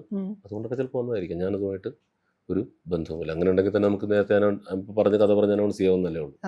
അത് I'm not a part of it. ഈ ആട് 3ക്ക് ശേഷം, ആട് 3യുടെ പാർട്ട് 1ന് ശേഷം ഇനി ചെയ്യാൻ പോകുന്ന പാർട്ട് 2 ആയിരിക്കുമോ, അല്ലെങ്കിൽ വേറെ ഏതെങ്കിലും സിനിമ? ഒരു സിനിമ കൂടെ പ്ലാനിങ്ങിലുണ്ട്. അത് ആട് 2ന്റെ റിസപ്ഷൻ പോലെ ഇരിക്കും. അങ്ങനെ സോളിഡ് ആയിട്ടൊരു പ്രൊജക്ട് നമ്മൾ ലോക്കായിട്ടില്ല. 1-2 റൈറ്റിംഗ് കമ്മിറ്റ്മെന്റ്സ് ഉണ്ട്. 1-2 പേർക്ക് ഞാൻ സ്ക്രിപ്റ്റ് എഴുതി കൊടുക്കാന്ന് പറഞ്ഞിട്ടുണ്ട്. അപ്പോൾ അതൊന്ന് പൂർത്തിയാക്കണം. ഡയറക്റ്റ് ചെയ്യുന്ന പടം ഇപ്പൊ ആലോചനയിലില്ല. ഒരെണ്ണം പ്ലാൻ ചെയ്ത് വെച്ചിട്ടുണ്ട്. അപ്പം നമ്മളൊരു സിനിമ ഇറങ്ങുന്നതിന് മുൻപ് നമുക്ക് പല ആലോചനകളും ഉണ്ടാവും. ഞാനതൊക്കെ ആട് വണ്ണോടുകൂടി വിട്ടതാണ്. ആട് ഇറങ്ങിയ ഹിറ്റ് അടിച്ചിട്ട് എന്ന് പറഞ്ഞിട്ട് ഞാൻ അടുത്ത സിനിമ പ്ലാൻ ചെയ്ത് വെച്ചിട്ടുണ്ടായിരുന്നു. എന്ത് കാര്യം, ഒന്നും നടന്നില്ല. ഞാൻ പ്ലാൻ ചെയ്ത ആർട്ടിസ്റ്റിനെ പോലും പിന്നീട് എനിക്ക് കാണാൻ ഒരു വർഷം കഴിയേണ്ടി വന്നു. അപ്പോൾ അതാണ് നമ്മൾ സിനിമകൾ നേരത്തെ പ്ലാൻ ചെയ്താലുള്ളൊരു വിഷയം. അപ്പോൾ ഞാൻ ഇറങ്ങിയതിന് ശേഷം ആലോചിക്കാമെന്ന് പറഞ്ഞ് ഒരു സിനിമ പ്ലാൻ ചെയ്ത് വെച്ചിട്ടുണ്ട്. അത് ഇതിൻ്റെ സ്വീകരണം പോലെ. അതിനുശേഷം പാട് സ്വീകരിക്കപ്പെട്ടതിന് ശേഷം ഇമീഡിയറ്റ്ലി ഇതിൻ്റെ പാർട്ട് 2ലേക്ക് വർക്കിലേക്ക് എഴുത്ത് കഴിഞ്ഞു, പ്രീയിലേക്ക് നേരെ സ്ക്രിപ്റ്റ് പൂർത്തിയാക്കിയിരിക്കുകയാണ്. അപ്പോൾ ഇപ്പോൾ ഈ സിനിമ അവസാനിക്കാൻ പോകുന്ന രീതി കണ്ടാൽ നിങ്ങൾക്കറിയാം അതിന്റെ അടുത്ത ഭാഗത്ത് എന്തൊക്കെയായിരിക്കാം സംഭവിക്കാൻ പോകുന്നതെന്നുള്ളത്. കാരണം സിറ്റുവേഷൻസ് നിങ്ങൾക്ക് ഏകദേശം പിടുത്തം കിട്ടും. അപ്പോൾ അത് ഏകദേശം എഴുതി പൂർത്തിയാക്കി വെച്ചിരിക്കുകയാണ്. ഇപ്പം ഇതിന്റെ ഒരു നിങ്ങൾ തരാൻ പോകുന്ന സിഗ്നൽ പോലെ അതിപ്പോൾ ഗ്രീൻ ആണോ റെഡ് ആണോ എന്നുള്ളതൊക്കെ ഓറഞ്ച് ആണോ എന്നുള്ളതൊക്കെ ഡെഫിനറ്റ്ലി 19 പടം ഇറങ്ങുമ്പോൾ അറിയാം. ഈ സ്വന്തമായിട്ടൊരു കഥ ആലോചിച്ചാൽ അത് സിനിമയാക്കാനുള്ള എല്ലാ സർക്കംസ്റ്റൻസസും ഇപ്പം ഇതിനുണ്ട്. പിന്നെ എന്തുകൊണ്ടാണ് മറ്റു ഡയറക്ടേഴ്സിന് വേണ്ടി എഴുതുന്നത്? അത് നമുക്ക് സൗഹൃദങ്ങളുണ്ട് സിനിമയിൽ. അപ്പം ചിലർ വന്നിട്ട് ഒരു കഥ എഴുതി തരുമോ അല്ല തിരക്കഥ എഴുതുമോ എന്ന് ചോദിക്കുമ്പം നമുക്ക് നോ എന്ന് പറയാൻ പറ്റാത്ത സാഹചര്യങ്ങൾ വരും. അവരുടെ ആവശ്യപ്രകാരം ചെയ്യുന്നത്. അതെ, നമുക്ക് നോ എന്ന് പറയാൻ പറ്റാത്ത സാഹചര്യങ്ങൾ വരും. അപ്പം ചില സമയത്ത് ആളുകൾ ഇൻട്രസ്റ്റിംഗ് കഥകളുമായിട്ട് നമ്മളോട് വന്നിട്ട് തിരക്കഥ എഴുതുമെന്ന് പറയും. അപ്പം നമ്മൾ അങ്ങോട്ട് കയറി ലോക്കാവും. ഇതെല്ലാം ഇതിനിടയിൽ സംഭവിക്കില്ല. എഴുത്ത് എനിക്ക് ഇഷ്ടമാണ്. എഴുത്താണ് ഇതിനകത്ത് ഏറ്റവും ബുദ്ധിമുട്ടേറിയതും നല്ലതുമായ പ്രോസസ്സ്. പെയിൻഫുൾ ആണ്. അറ്റ് ദ സെയിം ടൈം ഞാൻ ഏറ്റവും ആസ്വദിക്കുന്ന ഒരു പ്രോസസ്സ് എന്ന് പറയുന്നത് റൈറ്റിംഗ് ആണ്. ചില സമയത്ത് നമുക്ക് തന്നെ ഇറങ്ങി പോകാൻ തോന്നും. കാരണം അതൊരു ഏതോ വലിയ എഴുത്തുകാരൻ പറഞ്ഞ പോലെ വളരെ വേദനാജനകമായ ഏകാന്തമായ ഒരു പ്രോസസ്സാണ്. അപ്പോൾ ആരോടും നമുക്കൊന്നും പറയാനില്ല. നമ്മുടെ സങ്കടങ്ങൾ ഷെയർ ചെയ്യാൻ നമുക്ക് DOP-യിൽ നമുക്ക് ആർട്ട് ഡയറക്ടറിൽ ആരുമില്ല. നമുക്കെല്ലാം നമ്മുടെ മനസ്സിലല്ലേ ഉള്ളൂ. ഫ്രസ്ട്രേഷൻസ് എല്ലാം നമ്മുടെ തന്നെയാണ്. അതെല്ലാം എഴുത്തുകാരൻ്റെയും കേഴ്സാണ്. പക്ഷെ എഴുത്ത് അങ്ങനെ സംഭവിക്കും. അപ്പോൾ ചില സമയത്ത് നമ്മൾ ആ എഴുത്തിൻ്റെ എക്സൈറ്റ്മെൻറ്റ് കൊണ്ട് തന്നെ ചിലർക്ക് ചില ആശയങ്ങൾ കേൾക്കുമ്പോൾ എഴുതാമെന്ന് പറയും. നന്നാവില്ല എന്നുള്ളത് രണ്ടാമത്തെ കാര്യം. പക്ഷേ ചില ആശയങ്ങൾ നമ്മളെ മോഹിപ്പിക്കും. അങ്ങനെയൊക്കെ ചിലപ്പോൾ നമ്മൾ എഴുതി കൊടുക്കാമെന്ന് സമ്മതിക്കാറുണ്ട്. പിന്നെ ചില നമ്മുടെ സുഹൃത്തുക്കൾ വരുമ്പോൾ നമ്മൾ എഴുതി കൊടുക്കാമെന്ന് സമ്മതിക്കും. അതിങ്ങനെ എഴുത്തിഷ്ടമായത് കൊണ്ട് സംഭവിക്കുന്നതാണ്. അപ്പോൾ എല്ലാ സിനിമകളും നമ്മൾ സംവിധാനം ചെയ്തുകൊണ്ടെന്നില്ലല്ലോ. നമ്മൾ എഴുതുന്ന സിനിമയും നമ്മുടെ സിനിമകൾ തന്നെയാണ്. അപ്പോൾ ചില സിനിമകൾ നമുക്ക് എഴുതാൻ മാത്രം ഇഷ്ടമുണ്ടാവുള്ളൂ. അത് സംവിധാനം ചെയ്യേണ്ടത് ആര് ചെയ്താലും ഓക്കെയാണ്. എഴുത്തിൽ തന്നെ നമ്മുടെ സിനിമയായി മാറിക്കഴിഞ്ഞു. I mean as A writer ഞാൻ ആ സിനിമയുടെ ഭാഗമാണ്. എൻ്റെ തന്നെ സിനിമയാണ്. പിന്നെ ഞാൻ എഴുതുന്ന ഒരു സിനിമയുടെയും സെറ്റിൽ പോയിട്ട് ഞാൻ മറ്റേ സംവിധായകരുടെ കൂടെ ഇരുന്നിട്ട് മറ്റേ ക്രിയേറ്റീവ് കാര്യങ്ങളിൽ ഇടപെടാറില്ല, പോകാറില്ല. വളരെ അപൂർവമായിട്ട് സെറ്റ് സന്ദർശിച്ച് ഒരു ചായ കുടിച്ച് ഭക്ഷണം കഴിച്ച് പോരുക എന്നല്ലാതെ ഫുട്ടേജൊക്കെ ജസ്റ്റ് ഒന്ന് പോയി നോക്കിയിട്ട് വരിക എന്നല്ലാതെ ഞാൻ ഇൻവോൾവ് ആവില്ല. കാരണം അത് അവരുടെ സിനിമയാണ്. നമ്മൾ ആ സംവിധായകനോട് തിരുന്ന് ആ റൈറ്റിംഗ് പൂർത്തിയാക്കി കഴിഞ്ഞാൽ പിന്നെ അത് അയാളുടെ സിനിമയാണ്. അങ്ങനെ വിശ്വസിക്കുന്ന ഒരാളാണ് ഞാൻ. അതിൻ്റെ ഫൈനൽ എഡിറ്റ് ഒക്കെ കാണുമ്പോൾ എന്തെങ്കിലും അഭിപ്രായം ഉണ്ടെങ്കിൽ പറയുക എന്നുള്ളതല്ലാതെ നമ്മളോട് ചോദിച്ചാൽ. അപ്പം അതിനപ്പുറത്തേക്ക് ഞാൻ എഴുതി കൊടുത്തു വിട്ടു. അവരുടെ സിനിമ അവർ ചെയ്യും. ഇനിയും അങ്ങനെ തന്നെ ആയിരിക്കും ഞാൻ. അല്ലെങ്കിൽ എല്ലാ സിനിമകളും ഞാൻ ഡയറക്റ്റ് ചെയ്യുന്ന സിനിമ എഴുതുന്ന സിനിമയൊക്കെ ഒരേ സ്വഭാവത്തിൽ വരും. അതിൽ കാര്യമില്ലല്ലോ. അതുകൊണ്ട് ഞാൻ പോകാറില്ല. പോയൊരു ഹായ് ഒക്കെ പറഞ്ഞു വരും. അത്രയും ചില ഡയറക്ടേഴ്സിന്റെ കൂടെ അസോസിയേറ്റ് ചെയ്യാനുള്ള ആഗ്രഹത്തിന്റെ പുറത്ത് അവർക്ക് വേണ്ടി എഴുതാം, അങ്ങനെ ചിന്തിക്കാറുണ്ടോ? അങ്ങനെ ഞാൻ എനിക്ക് ആഗ്രഹങ്ങളുണ്ട്. പക്ഷെ സാഹചര്യങ്ങൾ ഇപ്പോൾ ഒത്തു വന്നിട്ടില്ല. എനിക്ക് മുൻപ് ജോഷി സാറിന്റെ കൂടെ ഒരു പടം വർക്ക് ചെയ്യണമെന്നുണ്ടായിരുന്നു. പക്ഷെ അപ്പോഴത്തേക്ക് ഞാൻ തന്നെ പടം പൊട്ടി നിൽക്കുന്നതിനിടയ്ക്ക് ജോഷി സാർ ഇനി സാറിന് കൂടി സ്ക്രിപ്റ്റ് എഴുതിയിട്ട് പറയാൻ പറ്റില്ലല്ലോ. അപ്പോൾ ആഗ്രഹമൊക്കെ ഞാൻ അന്ന് തന്നെ പല കാരണങ്ങൾ കൊണ്ട് ഞാൻ പിന്നെ അദ്ദേഹത്തിൻ്റെ അടുത്ത് കഥയൊന്നും പറയാൻ പോയില്ല, പറ്റിയില്ല, സാഹചര്യം കിട്ടില്ല. അങ്ങനെ കുറേ പേര് എനിക്ക് വർക്ക് ചെയ്യണമെന്ന് ആഗ്രഹം ഉണ്ടായിരുന്നു. അങ്ങനെ ഞാൻ കുറച്ച് പേര് ഞാൻ ഇങ്ങനെ ചർച്ച ചെയ്തതുകൊണ്ട് പിന്നെ ചിലപ്പോൾ നമ്മൾ ചർച്ച ചെയ്യുന്ന കഥകൾ ചിലപ്പോൾ എങ്ങും എത്താതെ പോവുകയും ചെയ്യും. ഞാൻ പറഞ്ഞില്ല, ഇതൊക്കെ ഒരു എക്സൈറ്റ്മെന്റിന്റെ പുറത്ത് നമ്മൾ ഇറങ്ങും. അതൊക്കെ ചിലപ്പോൾ എവിടെയും എത്തില്ല. റിയാലിറ്റി ഇങ്ങനെ ഫേസ് ചെയ്ത് വരുമ്പോഴത്തേക്കും ചിലപ്പോൾ ആ സിനിമകളൊക്കെ നടക്കാതെയും പോകും. വയനാടാണല്ലോ സ്വന്തം നാട്. ഇപ്പൊ കൊച്ചിയിൽ സെറ്റിലായോ? കൊച്ചിയിൽ സെറ്റിലായി. വയനാട് ഇപ്പൊ വേറൊരു നമുക്കറിയാം ചൂരൽമലയിലുണ്ടായ ദുരന്തം. ഇപ്പൊ അത് ഒരു ഉയർത്തെഴുന്നേൽപ്പിന്റെ ഒരു ഘട്ടത്തിൽ ഒക്കെ നിൽക്കുകയാണ്. ഈ നാടിനുള്ളൊരു ഇമോഷൻ അതെന്താണ് ആലോചിക്കുമ്പോ? എന്ത് പൊസിഷനിലെത്തിയാലും എവിടെ എത്തിയാലും എത്ര സിനിമകൾ ചെയ്താലും ഞാൻ ആ വയനാട്ടുകാരനാണ്. ആ കമ്പളക്കാട് എന്ന് പറയുന്ന പ്രദേശത്ത് നിന്ന് ചുരമിറങ്ങി വന്ന ഒരു വയനാട്ടുകാരൻ തന്നെയാണ്. അതാണ് എൻ്റെ ബേസിക് ട്രേറ്റ്. നമ്മുടെ കോർ അവിടെയാണ്. അതിനകത്ത് ഒരു മാറ്റവും വരില്ല. അപ്പോൾ കൊച്ചിയിൽ താമസിച്ചാലും നമ്മുടെ റൂട്ട്സ് എല്ലാം അവിടെ തന്നെയാണ്. അപ്പോൾ വയനാട് എന്ന് പറഞ്ഞാൽ ഇറ്റ്സ് ഹോം. അപ്പോൾ ആ ഫീലിംഗ് ഒരിക്കലും നമുക്ക് പോകില്ല. ആ പച്ചപ്പും ഹരിതാപം എന്നൊക്കെ പറയുന്നത് അധിവശാലെ പറഞ്ഞ പോലെ അതൊക്കെയാണ് വയനാടിൻ്റെ ഒരു ഒരു ഒരു ഒരു പ്രത്യേകത. പിന്നെ വയനാടിനെ കുറിച്ച് ഞാൻ എപ്പോഴും പറയും, നിങ്ങൾ ഒരിക്കൽ വയനാട്ടിൽ പോയി 2-3 വർഷം ജീവിച്ചിട്ടുണ്ടോ, നിങ്ങൾക്ക് പിന്നെ അവിടെ നിന്ന് വിട്ടുപോരാൻ കഴിയാത്ത വിധം ആ നാട് നിങ്ങളെ മോഹിപ്പിക്കും. എൻ്റെ കുറേ കൂട്ടുകാർ അവിടെ വന്ന് പെട്ടിട്ടുണ്ട്. അവർക്ക് ഇപ്പോൾ തിരിച്ചു പോരാൻ പറ്റുന്നില്ല. പല ജോലികളൊക്കെ ആയിട്ട് വന്നവരാണ്. അവരോട് സെറ്റിൽ ആവാൻ തീരുമാനിക്കുന്നു, സ്ഥലം മേടിക്കുന്നു, വീട് വെക്കുന്നു. കാരണം നല്ല ക്ലൈമറ്റാണ്, നല്ല ആളുകളാണ്, പിന്നെ നല്ല പച്ചപ്പുണ്ട്, നല്ല വായുവാണ്, വെള്ളം നല്ലതാണ്. അപ്പോൾ പല കാര്യങ്ങൾ കൊണ്ടും വയനാട് നിങ്ങളെ അവിടെ തന്നെ പിടിച്ചു നിർത്തും. പോയി താമസിച്ച് നോക്കൂ 2 വർഷം. നോക്കണം. ഈ പൊളിറ്റിക്കൽ ത്രില്ലർ പ്രതീക്ഷിക്കാമോ? ഇപ്പം ആസ് ഓഫ് നൗ ഒന്നും പ്ലാനിങ്ങിലില്ല. രാഷ്ട്രീയം ഒബ്സർവ് ചെയ്യാം. രാഷ്ട്രീയം ഞാൻ ആദ്യം വളരെ കൃത്യമായി ഫോളോ ചെയ്ത് വന്നുകൊണ്ടിരുന്ന ഒരാളാണ്. അതുകൊണ്ടാണ് ആദ്യത്തെ സിനിമ തന്നെ പൊളിറ്റിക്കൽ ത്രില്ലർ ചെയ്യണമെന്ന് ആഗ്രഹിച്ച ഒരാൾ. പക്ഷെ ഇപ്പൊ അത് പതുക്കെ അതിനകത്ത് നിന്ന് ടച്ച് വിട്ടിട്ട് നമ്മളിങ്ങനെ ത്രില്ലറും ഫാന്റസിയും എപ്പിക്കും ഒക്കെ ആയിട്ട് വേറെ വഴിക്ക് വഴിതിരിഞ്ഞു പോയി. ഇപ്പൊ അങ്ങനെ ചില രാഷ്ട്രീയ ന്യൂസുകളൊന്നും കേട്ടാൽ എനിക്ക് ഇതിന്റെ അറിയാത്തതുകൊണ്ട് എന്താ സംഭവിച്ചതെന്ന് മനസ്സിലാവാറില്ല. ഒരു ഒബ്സർവേഷൻ കുറഞ്ഞു. താല്പര്യങ്ങൾ പല കാരണങ്ങൾ കൊണ്ടും കുറഞ്ഞു. നമ്മുടെ വായനയൊക്കെ വേറെ വഴിക്ക് പോയതുകൊണ്ടും നമ്മുടെ സിനിമകൾ വേറെ വഴിക്ക്, കാണുന്ന സിനിമകളൊക്കെ വേറെ വഴിക്ക് പോയതുകൊണ്ടും അതിൽ നിന്ന് പതുക്കെ മാറി എന്ന് തന്നെ പറയാം. അപ്പോൾ ആട് 3 വമ്പൻ ഹിറ്റ് ആവട്ടെ, നാവ് പൊന്നാവട്ടെ. Thank you.